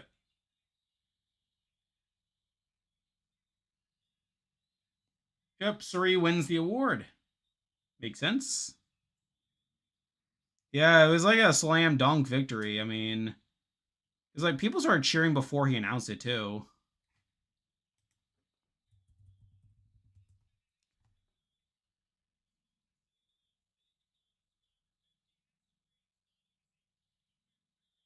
All right, he's going to do a 51 promo. All right, we're getting a 51 promo.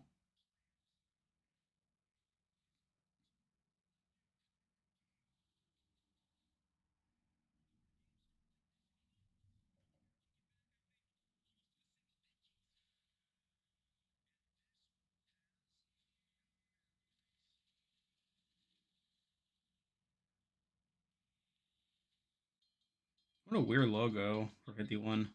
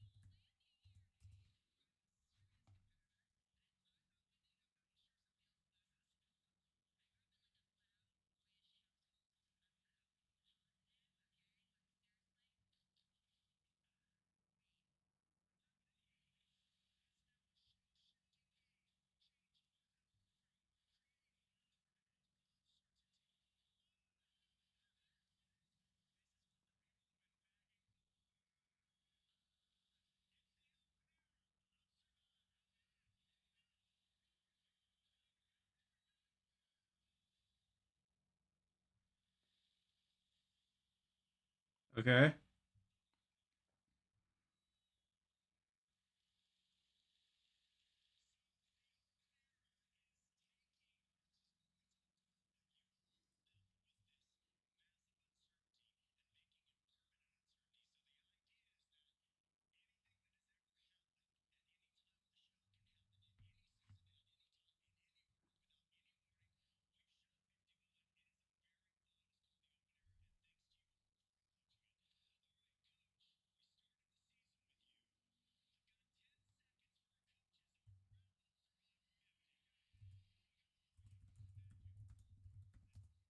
All right, so interesting.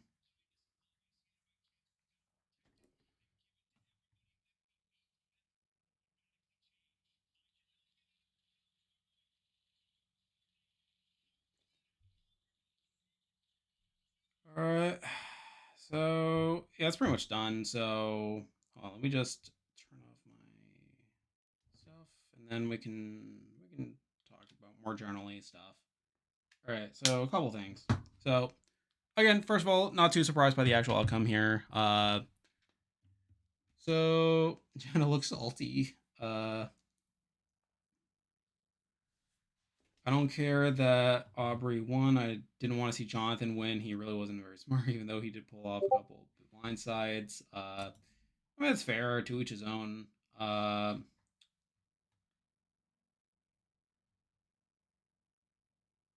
where does Aubrey rank among all the winners? Not high. Again, I need to formalize things, but no, they're not doing an after show. Like it was just like the 3 hours, and that was it.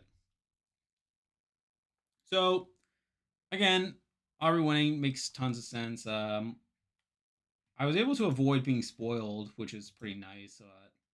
So apparently now, like, I'm like asking on Discord like what the spoilers were like, and apparently, yeah, like it does seem like this season was spoiled a lot.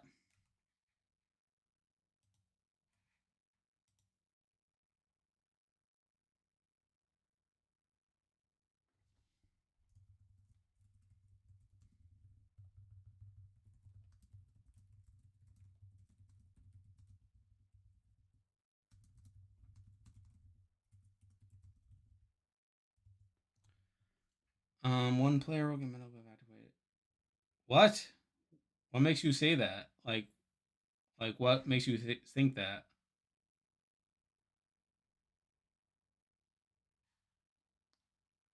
But anyway, sorry, I'm just kind of all over the place here with stuff. Yeah, like I'm checking Discord, I'm checking like other websites. Again, helicopter scene. That doesn't mean that there's gonna be a medevac though. Like if there's a medevac, why would they spoil that? But anyway, so again, like Aubrey winning makes a ton of sense. It does seem like the season was very much spoiled here.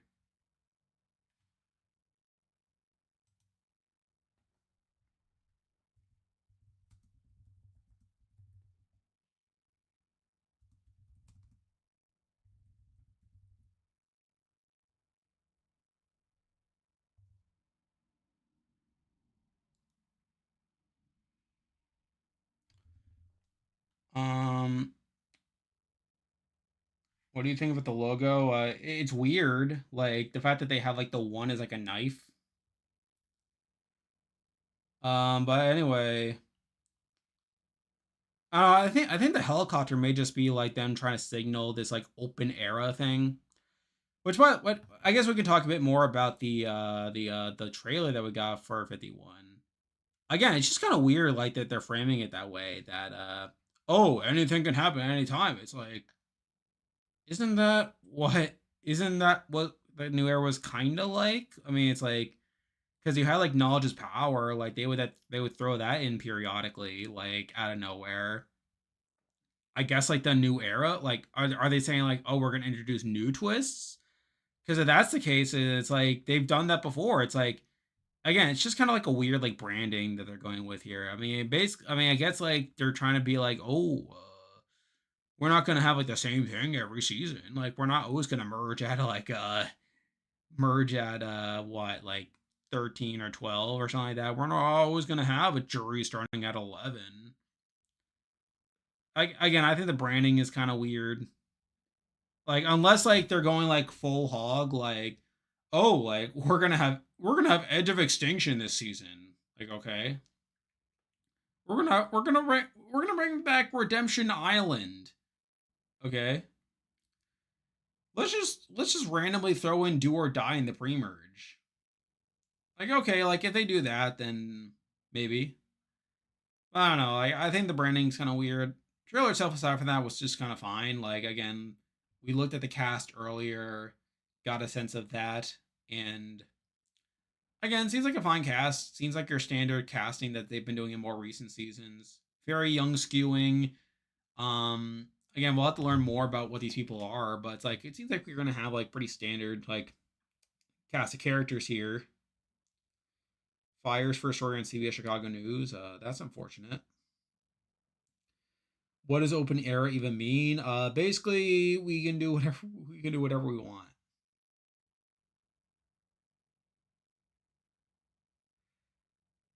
Yeah, so Tiffany was voted out final five. Rizzo lost firemaking. It was an Aubrey, Joe, Jonathan final three here.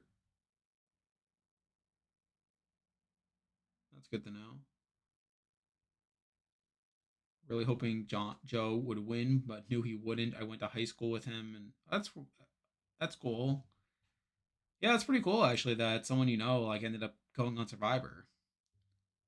I can tell the poop girl is going to be cringe.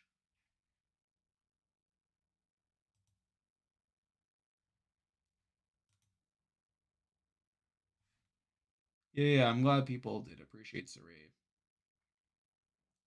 So obviously on the whole it's like not the greatest finale in the world. Like I feel like a lot of it was felt by the numbers.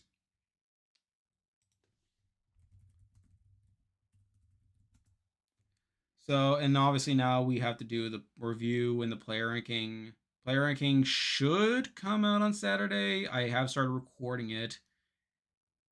Like I know I have procrastinated a little bit with some of these player rankings more recently, but I should be okay. Like I should be on track to get this 51 out on time, and then after that do the review. That's so sad. Open casting call for Survivor in my city, but it was on a weekday.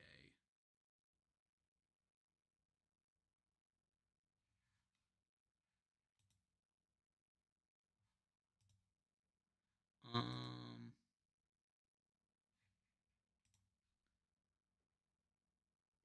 mhm. Yeah, I mean, I can say on. I'm probably gonna head off in a few minutes, but if anyone else wanted to like talk, we can talk. But so yeah, I thought the finale was just kind of whatever, pretty much by the numbers. I'm starting to learn more about like what the spoilers were like. Um, I- will just say that I'm glad that I wasn't spoiled this season because it does sound like the people who were spoiled had a pretty rough go at it, knowing that Suri was not going to get to the very end, and I guess also Aubrey like kind of squeaking her way through.